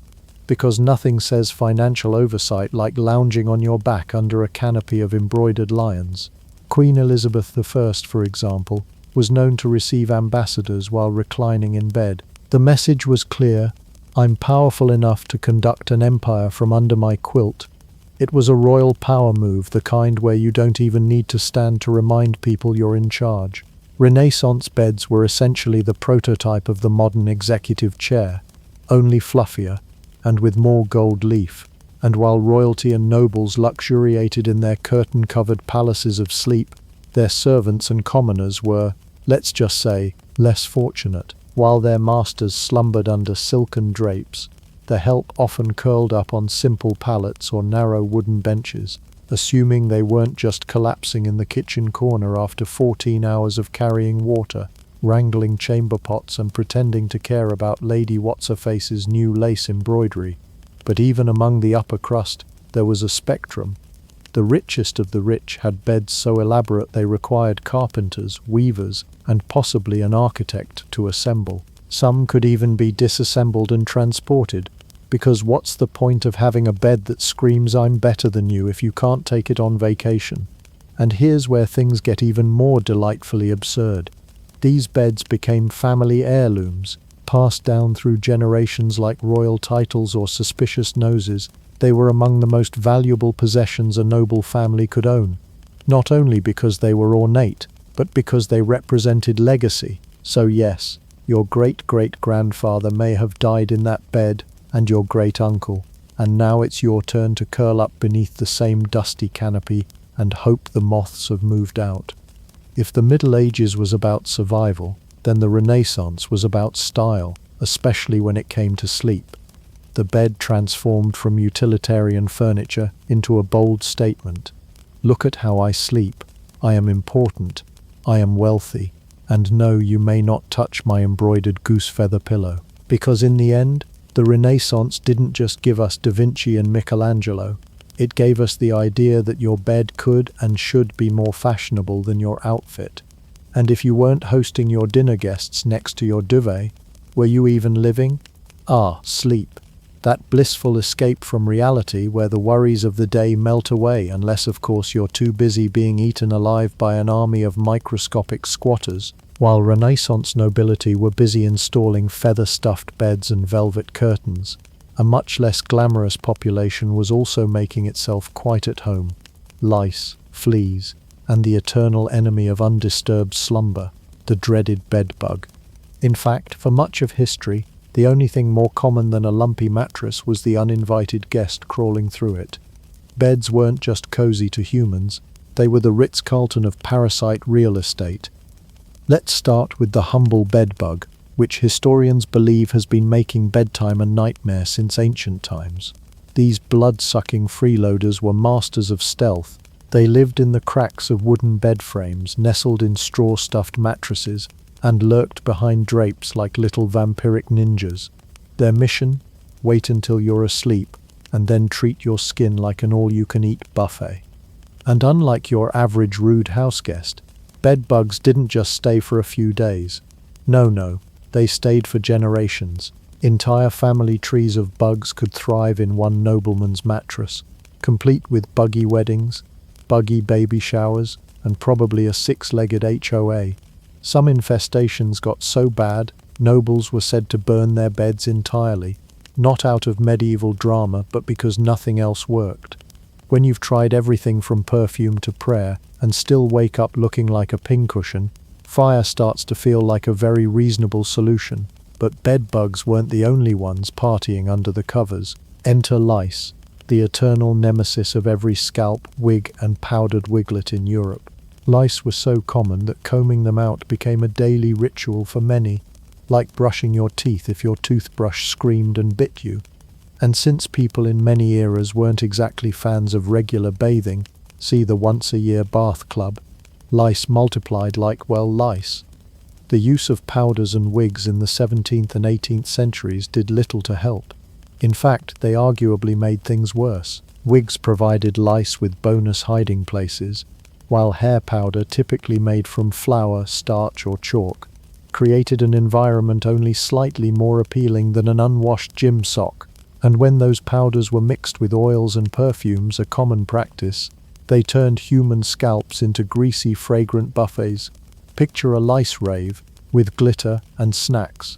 Some tried to combat infestations with herbs and smoke, based on the deeply flawed belief that pests hated strong smells. People burned lavender, rosemary, or even sulfur in their bedrooms, creating air quality that could probably peel paint, but the bugs didn't seem to care. They just coughed a little, maybe put on tiny gas masks, and kept biting. Even royalty wasn't safe. King Louis XIV reportedly had a gold-inlaid bed of such opulence it practically screamed no bugs allowed, and yet it still required regular fumigation. And by fumigation we mean someone walking around waving a pot of burning herbs like a medieval ghostbuster while everyone else tried not to pass out from the fumes. Meanwhile, the fleas in the mattress yawned and carried on with their day. Speaking of fleas, these guys were the true anarchists of the parasite world. Bedbugs at least had the decency to wait until you were asleep. Fleas, they were chaotic neutral. They'd bite you while you sat, walked, or tried to enjoy a simple moment of peace in your puffy pantaloons. Their favorite hangouts were pet fur, straw bedding, and surprise, your blankets. In homes with animals, read nearly all homes, fleas were just a given. No invitation required.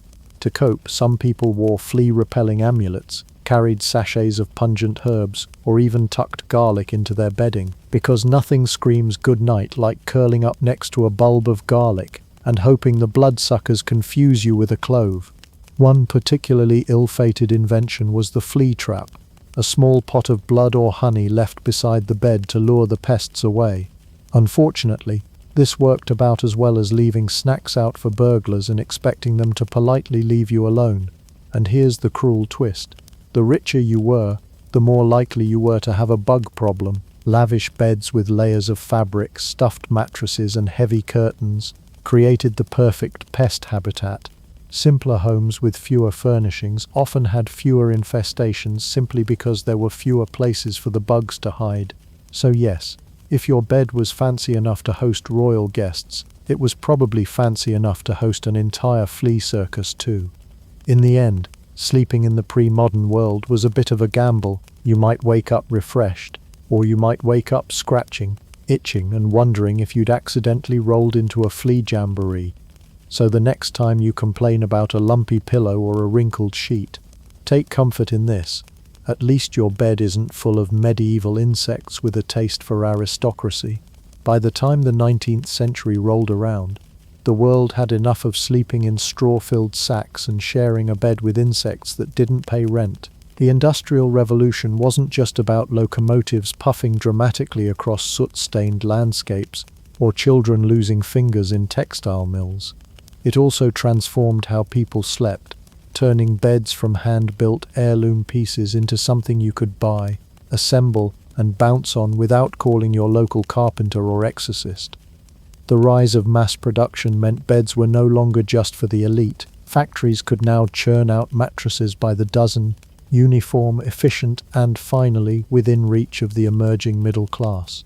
Gone were the days when your sleeping setup had to be inherited like grandma's cursed jewelry box. For the first time in history, you didn't have to be a duke to enjoy your own mattress. You just had to survive the soot and smoke of the industrialized city. At the heart of this revolution in bedtime bliss was the coil spring mattress. Invented in the mid-1800s and patented in 1865, it was like someone had taken a pogo stick and said, "You know what? This would be great for sleeping." Coil springs added a new kind of comfort, not the soft, feathery kind that let you sink into luxury like a melting marshmallow, but the kind that gently bounced you back into place when you shifted at night. It was mechanical sympathy in action. A mattress that politely helped you out of that awkward pit your body usually carved into older beds after a week of use. And let's not forget the box spring. This unassuming rectangle of coiled metal and wood turned beds into proper support systems. Before this, a mattress on a wooden frame was basically a soft, saggy hammock. The box spring brought structure and elevation, providing bounce without the guilt of stepping on aristocratic toes. In a sense, it was the bed's backbone, one that didn't creak like your great-aunt Mildred every time you rolled over. Thanks to industrialization, bedding materials also got a serious upgrade. Cotton was no longer a luxury, it was a staple. Linens were now woven in mills by the yard, not sewn at home over candlelight by someone who'd just finished milking the cow. Bedspreads became coordinated, decorative, and brace yourself, washable. Thread count became something people could actually discuss without sounding like they were reading from a sorcery manual. But while the beds got comfier, the bedroom itself began to evolve as well. With urbanization packing families into increasingly cramped spaces, privacy was still something of a luxury. Yet with the affordability of individual beds, families started to branch out, figuratively and literally. Children got their own rooms, guest rooms became a possibility, and suddenly, sleep wasn't a communal medieval pile-on anymore. It was personal, it was dignified, it was, dare we say, restful. Mass production didn't just give us new beds, it gave us options. Iron frames replaced creaky wooden ones. Brass was all the rage in the 19th century, offering a metallic gleam that made any bedroom feel like a sleeping chamber on a luxury train. People could now choose mattress firmness, size, and even durability, which meant your bed didn't double as a trampoline for the next 3 generations. Of course, this also gave birth to the mattress salesman, a new breed of confident gentleman who could convince you that sleeping on 75 tightly packed coils was better than therapy. And let's talk about bed advertising. The industrial era pioneered the marketing of comfort. No longer were beds utilitarian slabs, now they were sold with phrases like orthopedic support, restorative design, and a night of sleep so good you'll forget you live next to a smokestack. Manufacturers waxed poetic about their patented padding and patented the act of waxing poetic about it. Suddenly, beds were aspirational. Yet for all the progress, not everyone enjoyed the same level of comfort. Factory workers still sometimes collapsed into straw mats in boarding houses crammed tighter than a Dickensian orphanage. But even these humble accommodations had improved. Factory-made beds were easier to obtain, clean, and even replace. Your mattress no longer doubled as a family heirloom and a biological ecosystem. By the end of the 19th century, sleeping had become not only more comfortable, but more individualized. Mass production had unshackled the bed from its status symbol past and flung it into the realm of personal comfort. Sure, there were still bugs in the walls, and the neighbor's baby cried through thin boarding house walls, but at least your mattress had springs and the lice were mostly optional now. In short, the Industrial Revolution didn't just change how people worked, traveled, and dressed. It revolutionized how they rested.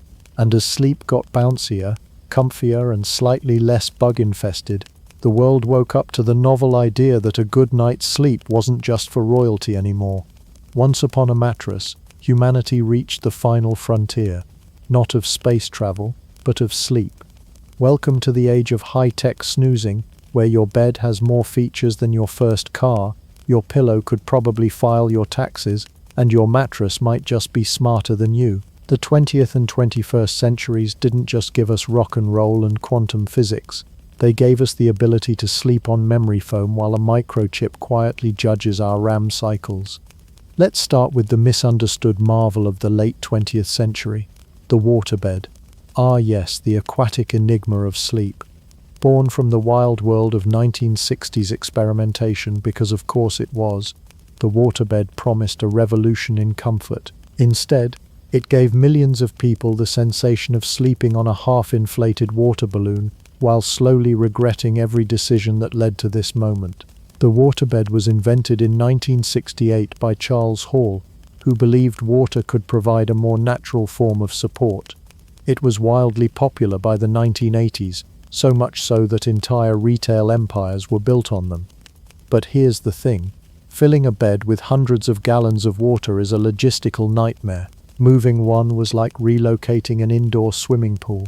And let's not even talk about punctures. One ill-placed cat and you were essentially camping indoors. Then came the foam. Glorious, space-age, NASA-developed memory foam.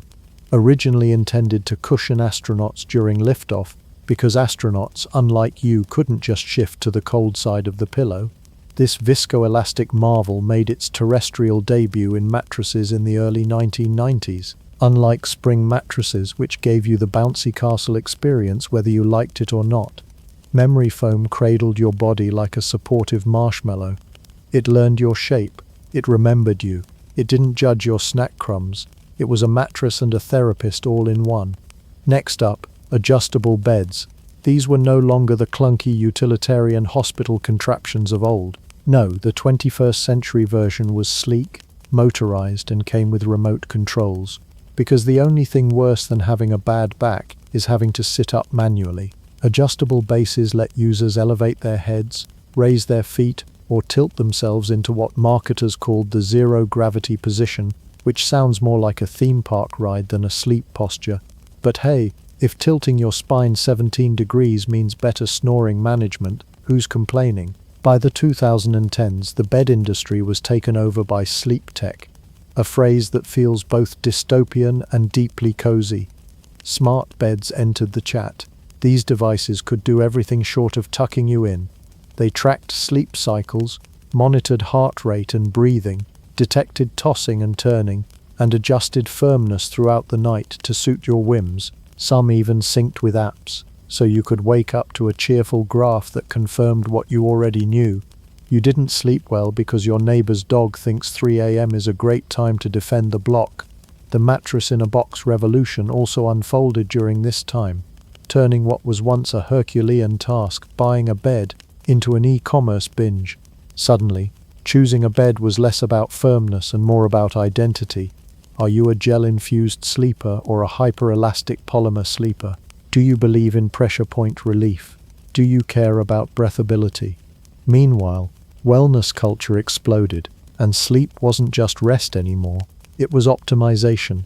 You weren't merely going to bed, you were biohacking your circadian rhythm. You were purchasing $400 weighted blankets and installing blackout curtains that could blot out the sun itself. Sleep became a competitive sport, and every influencer seemed to have a morning routine that started with waking up naturally at 5:30 a.m. after 8 hours of uninterrupted lavender-scented rest. Today, there are beds that heat your feet, cool your torso, and adjust their firmness to each side so couples can stop fighting over mattress preferences and go back to fighting over thermostat settings. Some even come with underbed lighting, anti-snore features, or built-in speakers, because apparently sleep now requires a soundtrack. And if you're truly committed to the aesthetic, there are smart headboards with integrated charging ports, Bluetooth connectivity, and ambient mood lighting that says, "I read books," even if you haven't seen one since high school. And all of this, the sensors, the foam, the apps, the smart bases with 37 settings, has brought us full circle to the same primal question. Early humans asked on their ash-filled grass piles, "Can I just get some sleep?" So while the tools have changed dramatically since the days of dirt and termite nests, the goal remains the same. The modern bed is now a throne, a sanctuary, a technological marvel, But if your mattress still causes back pain and the dog takes up most of the space, take comfort in this. At least you're not on a lumpy rope bed being chewed on by medieval lice. Before mountain bikes, fixies and beach cruisers, there was a wooden stick with wheels. Welcome to the early 19th century, where transportation innovation looked less like a Tour de France victory and more like a nobleman doing cardio in a frock coat. In 1817, a German baron named Karl Dries had a problem to solve. Horses were unreliable. Specifically, they were expensive, got sick, and had the annoying habit of needing food and not dying during famines. After a devastating crop failure in Europe caused a shortage of oats, and thus horses, Dries thought, what if we removed the horse, but kept the riding part? Thus, the Lauf machine, literally running machine, was born, also known as the Draisine, or less romantically, the dandy horse. This two-wheeled contraption had no pedals, no gears, and no brakes. It was essentially a glorified wooden balance beam on wheels. To move forward, the rider would sit astride the saddle and use their feet to scoot along the ground like a particularly committed toddler. But let's be clear, this wasn't peasant fare. No muddy field hands were galloping about on these proto-bicycles. The dandy horse was a fashion statement. Built with polished wood and sometimes upholstered leather seats, these early vehicles were more about showing off than getting anywhere efficiently. The name dandy horse came from its enthusiastic adoption by the upper-class dandies of the era, men more interested in waistcoats and moustache grooming than cardio. These well-dressed aristocrats could now be seen coasting along promenades, monocles glinting in the sun, as they silently glided past startled pedestrians who frankly weren't sure whether to applaud or jump out of the way. The running machine actually worked best on smooth pathways which in 1817 were as rare as a bar tab paid by royalty. Cobblestone roads were common, and pushing a wooden-wheeled machine over them must have felt like trying to roll a piano down a gravel driveway. Despite this, the invention sparked genuine excitement. For a fleeting few years, cities like Paris, London and Mannheim saw a mini explosion in dandy horse riders. They were sleek, they were new, they were also dangerously unregulated. And that, dear reader, is where the Lauf machine's story starts to hit a few bumps, literally and legislatively. In a glorious case of fun being too fun, the running machine became a menace to society. Riders, who were used to the right-of-way by virtue of social class, began to barrel down sidewalks and weave through pedestrian traffic like caffeinated storks in top hats. Unsurprisingly, this led to an epidemic of startled ladies, overturned fruit carts, and a number of bruised but very well-dressed egos. Authorities clamped down. The United Kingdom, ever the buzzkill in a cravat, began passing regulations banning the use of the dandy horse on sidewalks. France, always slightly more tolerant of absurd fashion, allowed them a bit longer, but the public's patience wore thin, and within just a few short years, the dandy horse fell from trend to trash. But here's the twist. Even though it was a short-lived fad, the Lauf machine wasn't a total failure. It laid the foundation literally for all future bicycles. Dries had figured out the balance principle. Two wheels in a line can actually work if the rider keeps momentum. This was revolutionary. Until then, no one had really trusted the idea that something with only two wheels could remain upright without divine intervention or circus training. It was also one of the first attempts at personal mechanized transportation. Up until then, if you wanted to go fast, you needed hooves or sails. The Lauf machine suggested a future where people could move quickly using machines powered by nothing more than their own 2 feet and a good push-off. And perhaps most importantly, it introduced the idea that transportation could be fun. Sure, it had no pedals, no steering assistance, no brakes, but it also had no limits, no horses to care for, no stable boys and no saddle sores. For a brief moment you could don a waistcoat, mount your 2-wheeled steed and glide with purpose and questionable control. In the end, the dandy horse's greatest legacy wasn't its popularity, it was its potential. Like any good prototype, it didn't need to be perfect. It just needed to inspire someone else to say, hey, what if we made this less ridiculous and more practical? And in time, that's exactly what happened. If the Luft machine was the bicycle's baby steps, the velocipede was its awkward teenage phase. Loud, clunky, exciting, and just a little bit dangerous. Born in the 1860s, and forged in a workshop where elegance went to die, the velocipede was the first bicycle to feature pedals mounted directly on the front wheel. Because why not add a new layer of peril to an already unstable contraption? Let's start with the man behind the madness, Pierre Michaud, a French blacksmith with a flair for innovation and presumably a high pain tolerance. Together with his son Ernest, he took the humble Luft machine and added rotary pedals directly to the front hub. This brilliant and borderline sadistic move meant riders could now propel themselves without dragging their feet like exhausted toddlers. It also meant you had to manage balance, direction, and power all through a single wheel. Imagine juggling while skateboarding on cobblestones and you're halfway there. The result? The Bone Shaker. Yes, that was its actual nickname, and no, it wasn't ironic. With wooden frames, iron-banded wheels, and no real suspension, the Bone Shaker earned its title with every uneven road and stray pebble. Riding one was like being mugged by the pavement in slow motion. Your teeth rattled, your spine vibrated, and your dignity usually ended up in a ditch. But despite the orthopedic consequences, the velocipede took 1860s Europe by storm. Cities like Paris saw an explosion of these contraptions as adventurous young men and a few daring women took to the streets in a flurry of pedaling legs and creaky wheels. Riding a velocipede was both a status symbol and a public spectacle. Think of it as the Victorian version of buying a very loud, very impractical sports car. You weren't doing it for the comfort, you were doing it for the drama. And oh, was there drama? Accidents were frequent and glorious. The design's inherent flaw, that whole pedal on the steering wheel situation, meant that taking corners was a high-stakes gamble. Many riders were unceremoniously ejected into hedges, lampposts, or each other. Newspapers at the time gleefully reported on broken limbs and tangled moustaches.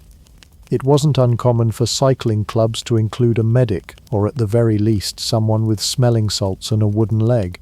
Despite the bruises, velocipedes inspired an entirely new social subculture. Riding schools popped up across Europe and the United States. Men in top hats and ladies in corsets wobbled through parks.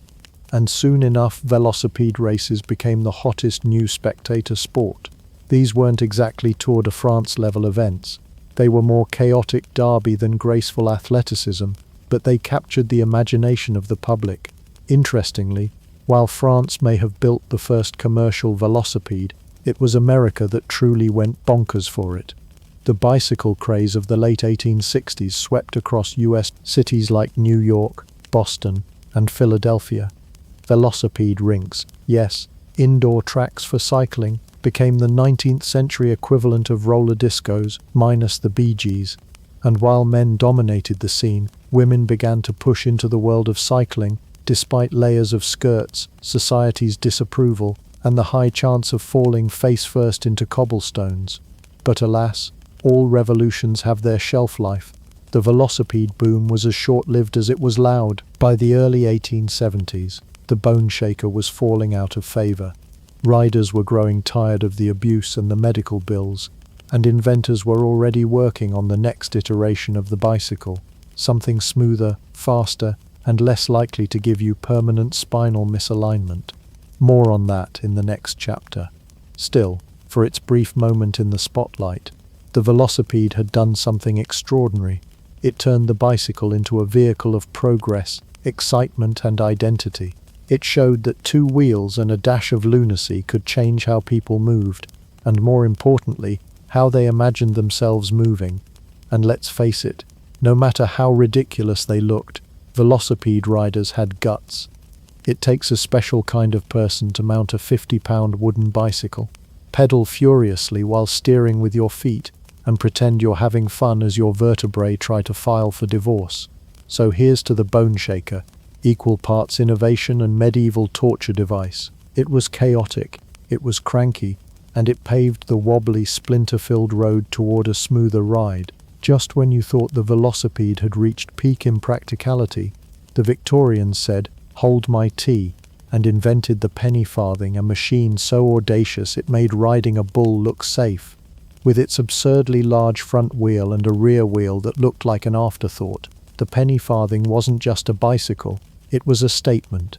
A tall, wobbly, slightly suicidal statement. The design got its name from two British coins, the penny and the farthing. The penny, much larger than the farthing, symbolized the comically unbalanced wheel sizes.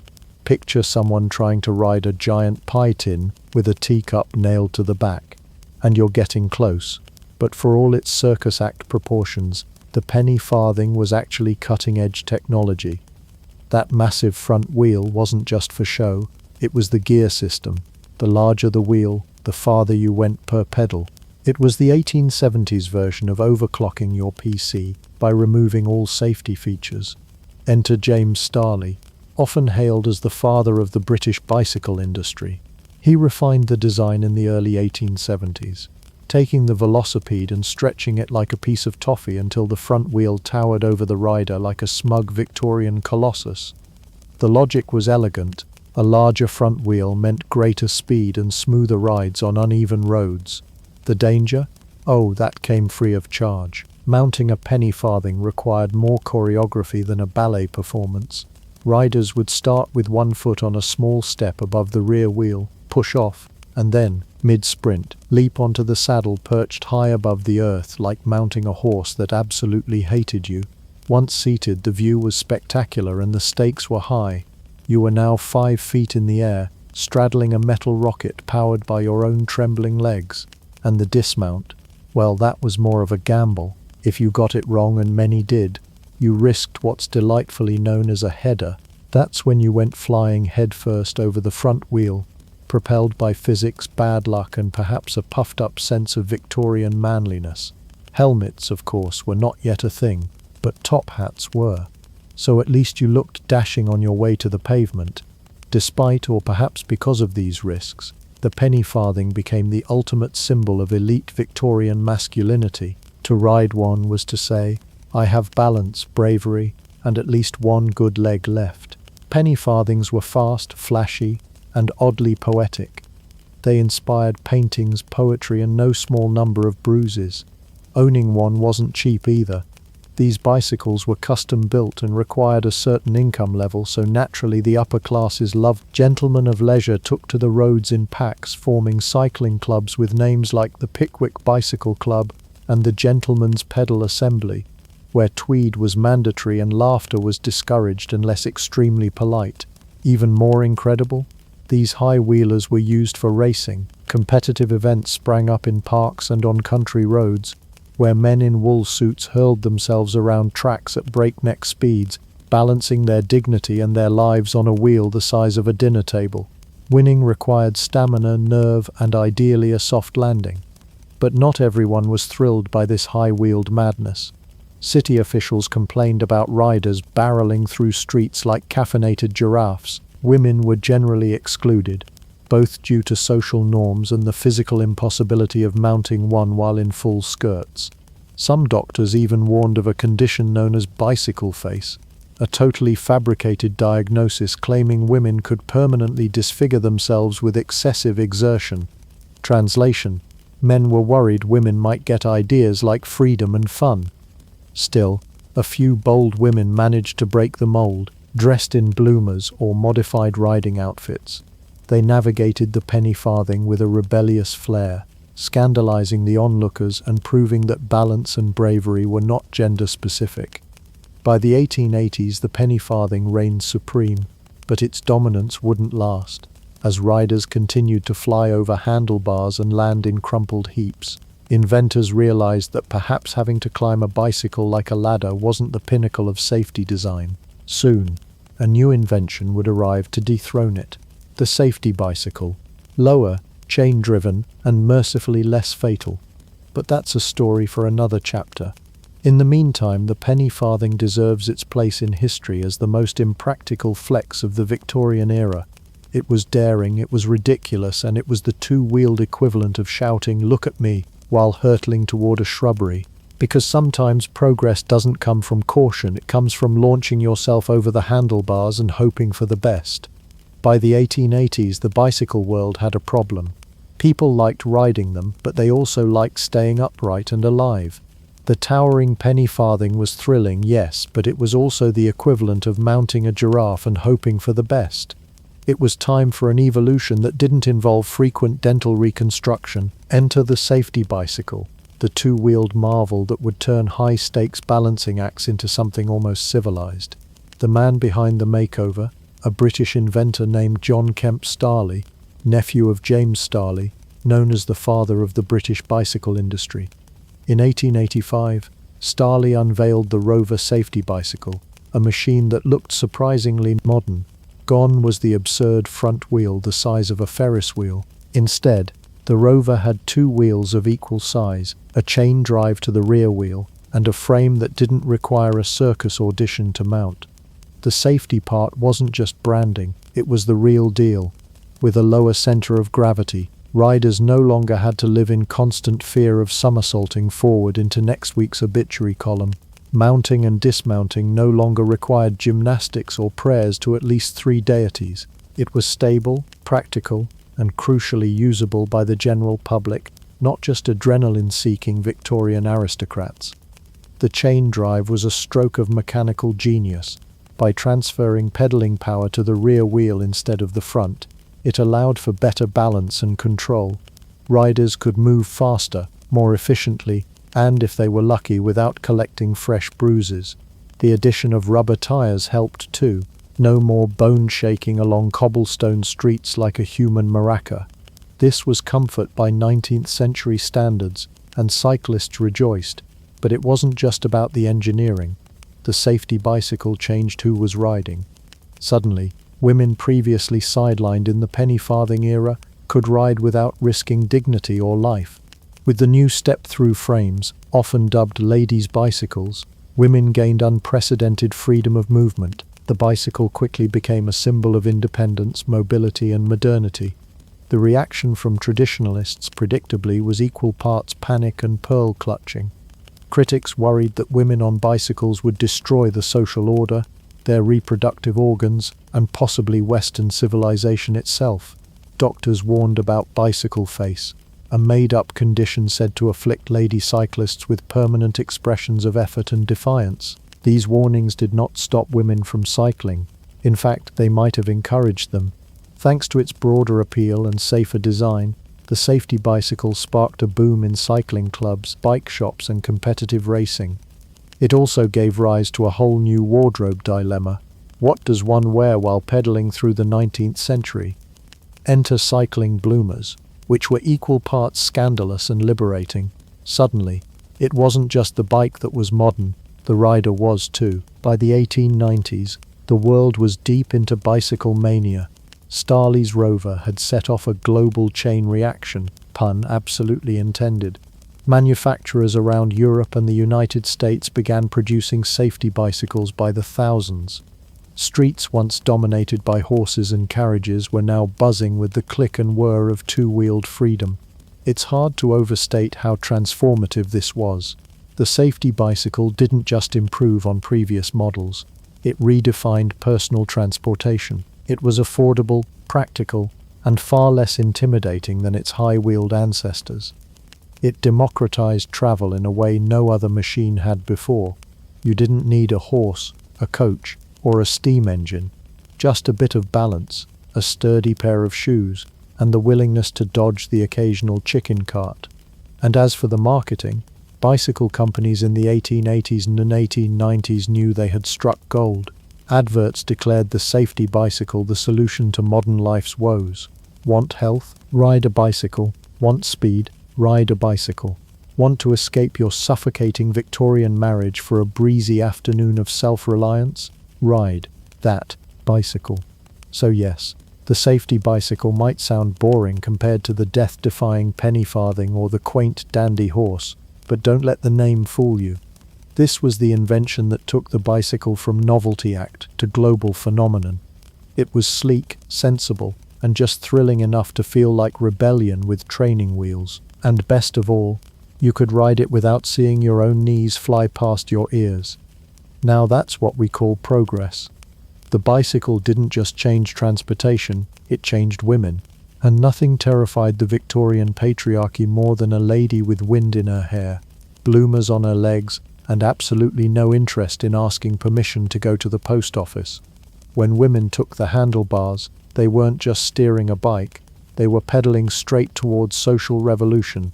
By the late 1800s, bicycles were no longer just the domain of mustachioed men with too much time and too little regard for their shins. Thanks to the invention of the safety bicycle, women finally had access to a machine that didn't require acrobatics, corset-defying contortions, or a will updated daily. And they didn't just ride, they rode into history. It's hard to overstate what a radical shift this was. At a time when women's lives were mostly confined to drawing rooms, kitchens, and tightly managed reputations, the bicycle represented mobility, autonomy, and independence. No need to wait for a brother with a carriage or a husband with a schedule. If you had a bicycle, the world, or at least the dirt road to the bakery, was yours. But naturally, not everyone was thrilled. Doctors, moralists, and men who really should have found a hobby were quick to clutch their monocles and declare doom. They warned that bicycling would damage female anatomy, particularly the uterus, which Victorians believed was held in place by a vague agreement with gravity and good manners. Some claimed that cycling would lead to infertility, hysteria, or worst of all, assertiveness. Then came the truly diabolical threat, bicycle face.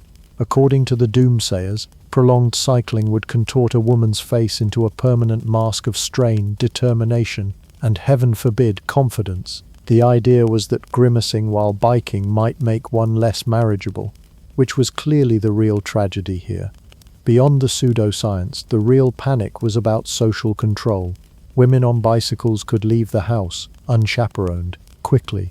That's not freedom, that's anarchy. Some newspapers painted dark visions of the streets overrun with unladylike women wearing bloomers. The horror and developing opinions as they rode. They feared women might peddle their way out of submission and into Parliament, which, of course, is exactly what happened. Enter the suffragettes, women who understood the power of a good pair of wheels. Activists like Susan B. Anthony praised the bicycle as a tool of emancipation, calling it the freedom machine. With a bike, a woman could attend meetings, organize rallies, or just enjoy a few miles of solitude without societal strings attached. It was feminist empowerment with pedals, and those bloomers, they weren't just a fashion statement, they were political rebellion with pockets. Traditional dresses, with their heavy skirts and restrictive corsets, were wildly impractical for cycling, so women swapped them for loose-fitting trousers, sparking a firestorm of pearl-clutching editorials about moral decay and visible ankles. But women weren't about to be stopped by etiquette or a lack of lace. They had roads to conquer and thighs to strengthen. The rise of women cyclists also reshaped social spaces. Ladies-only cycling clubs emerged, offering camaraderie and a rare sense of community. For many women, it was their first taste of organized activity outside the home, and it was exhilarating. They exchanged tips on routes and attire, hosted social rides, and often discussed political topics while on two wheels. Turns out, you could multitask rebellion and recreation. Even advertising caught on. Bicycle companies began marketing directly to women, portraying cycling as not only respectable but fashionable. Ads featured elegant women with parasols perched beside their bikes, carefully omitting the parts where said parasol was probably caught in a tree 10 minutes later. Still, the message was clear. Cycling wasn't just for sport, it was a lifestyle. A modern woman had a spine, a voice, and now a velocipede. Predictably, backlash continued. Churches warned of moral ruin. Some towns tried to limit women's riding hours. Etiquette manuals struggled to keep up, debating whether it was more ladylike to dismount with the left foot or the right. The correct answer was with dignity intact and judgment ignored. But it didn't matter. The revolution was rolling forward, one pedal at a time. By the turn of the century, women were riding in droves, and with every mile traveled, they were reshaping gender norms. The bicycle became a symbol of progress, a quiet protest with a shiny bell. It gave women agency over their time, their movement, and their destinies on and off the road. So yes, Victorian men did hiss and faint and write strongly worded letters about cycling women, but the ladies kept riding, past the critics, past the stairs, and straight into the 20th century, all with wind in their hair, bloomers flapping, and the distinct satisfaction of leaving outdated ideas in the dust. By the tail end of the 19th century, something magical happened.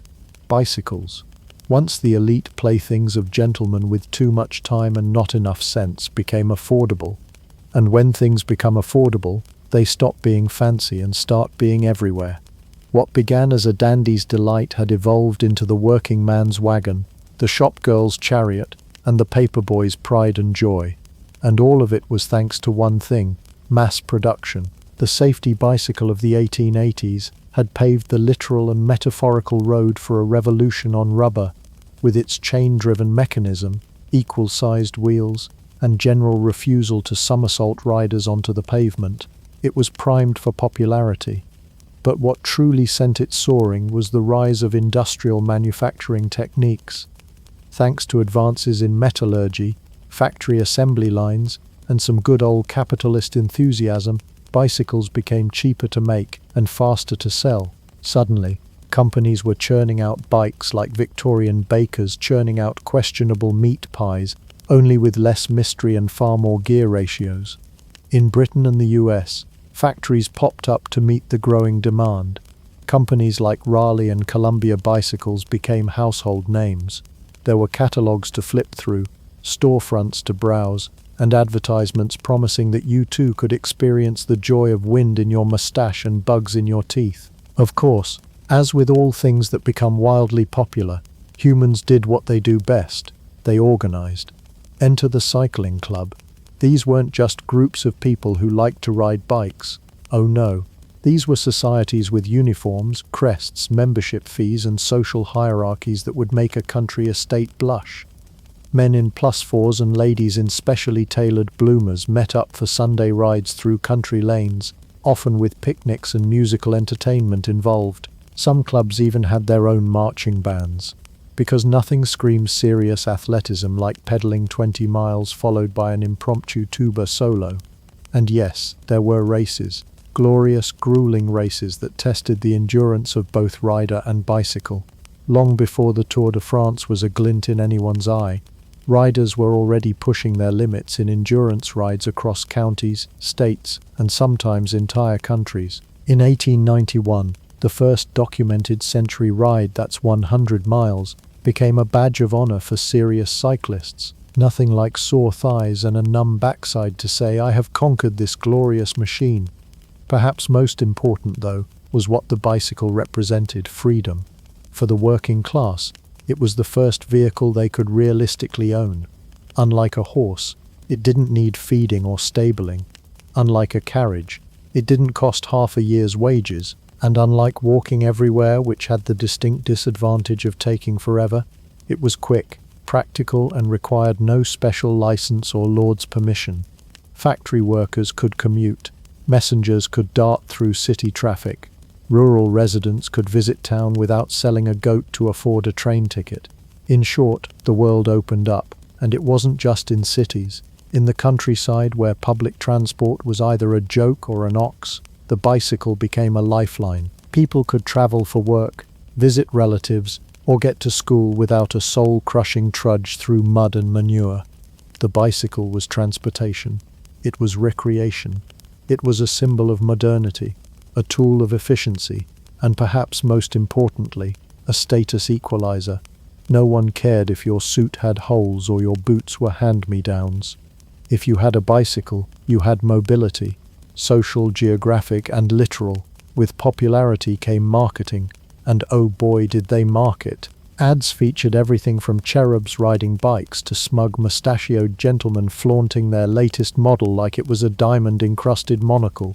There were bike bells, lights, toolkits, saddlebags, and even custom mudguards. some with your initials, so everyone knew exactly who just splashed them at the corner puddle. Shops offered installment plans. Salesmen promised glide-like grace. One particularly bold ad claimed their bike could replace a horse in every way. Hopefully not every way. By the end of the 1890s, cycling was no longer just a trend, it was a movement, and a highly mobile one at that. Of course, let's not forget that with mass usage came mass mishaps.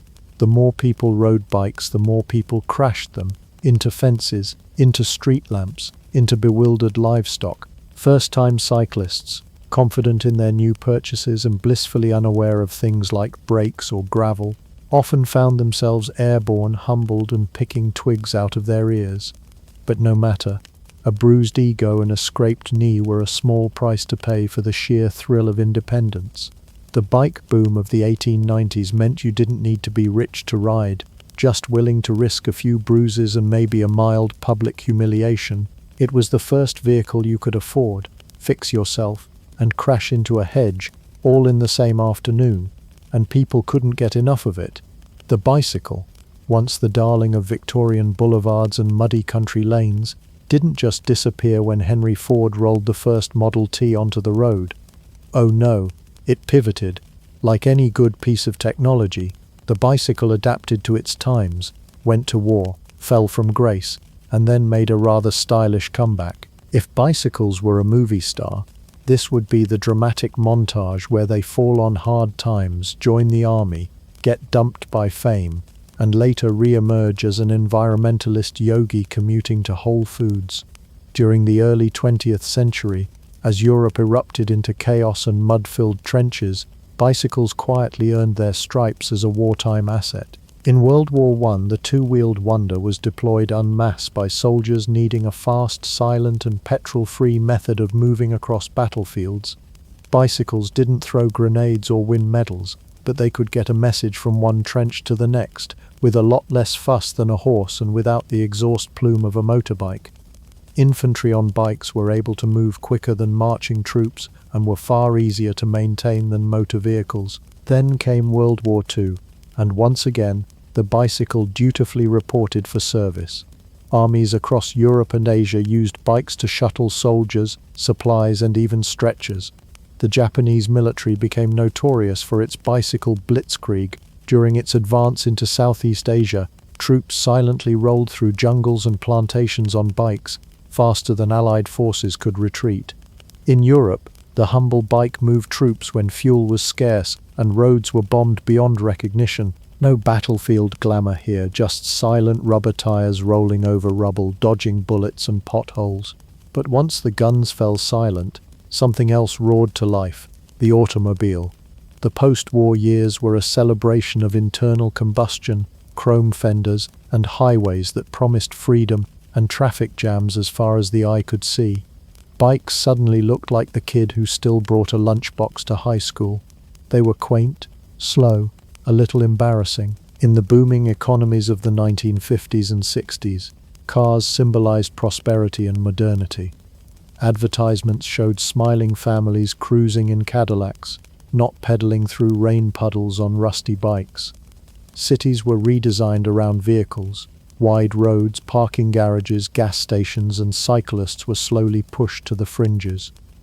In America especially, the bicycle was exiled to the world of children and paperboys, a nostalgic relic parked behind garages or dangling from ceiling hooks. But just when it looked like the bicycle would be relegated to history books and hipster wall decor, the 1970s happened. The oil crisis, in all its fuel-starved glory, forced people to rethink the romance of the gas guzzler. Suddenly, a bike looked less like a toy and more like a lifeline.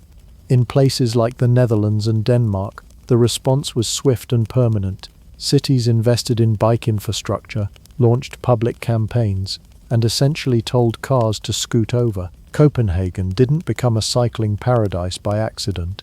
It was born from crisis, practicality, and a bit of pedal-powered stubbornness. Even in the country, the bicycle began its slow comeback. Campus towns, eco-conscious cities, and health nuts began reclaiming the humble bike, and then came the rise of fitness culture. Suddenly, The bike wasn't just about transport, it was about thighs, thighs of steel. Stationary bikes, spin classes, mountain biking, and Tour de France fever turned cycling into both a pastime and a sweaty religion.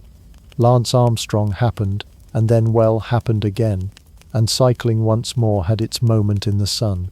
Today the bicycle has fully completed its underdog arc.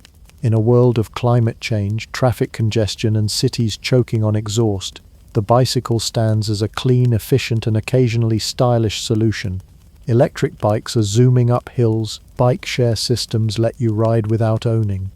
Urban planners are talking about bike-first neighborhoods, and if you squint past the Lycra, it's clear the bike is back, not just as a piece of equipment, but as a cultural statement.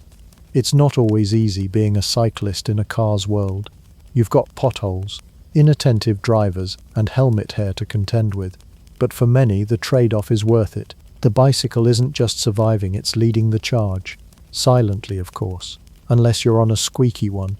If you took a time machine and brought an 1800s velocipede rider to the modern day, they might faint from sheer confusion, or possibly from the sheer sight of Lycra. Today's bicycle is a far cry from the rattling wooden hobby horses of yore. It's sleek, it's engineered, it has more buttons than a Victorian corset, and for those willing to don skin-tight neon outfits and pedal like their life depends on it, it's a full-blown lifestyle. Let's start with the machine itself. Modern bicycles are marvels of design.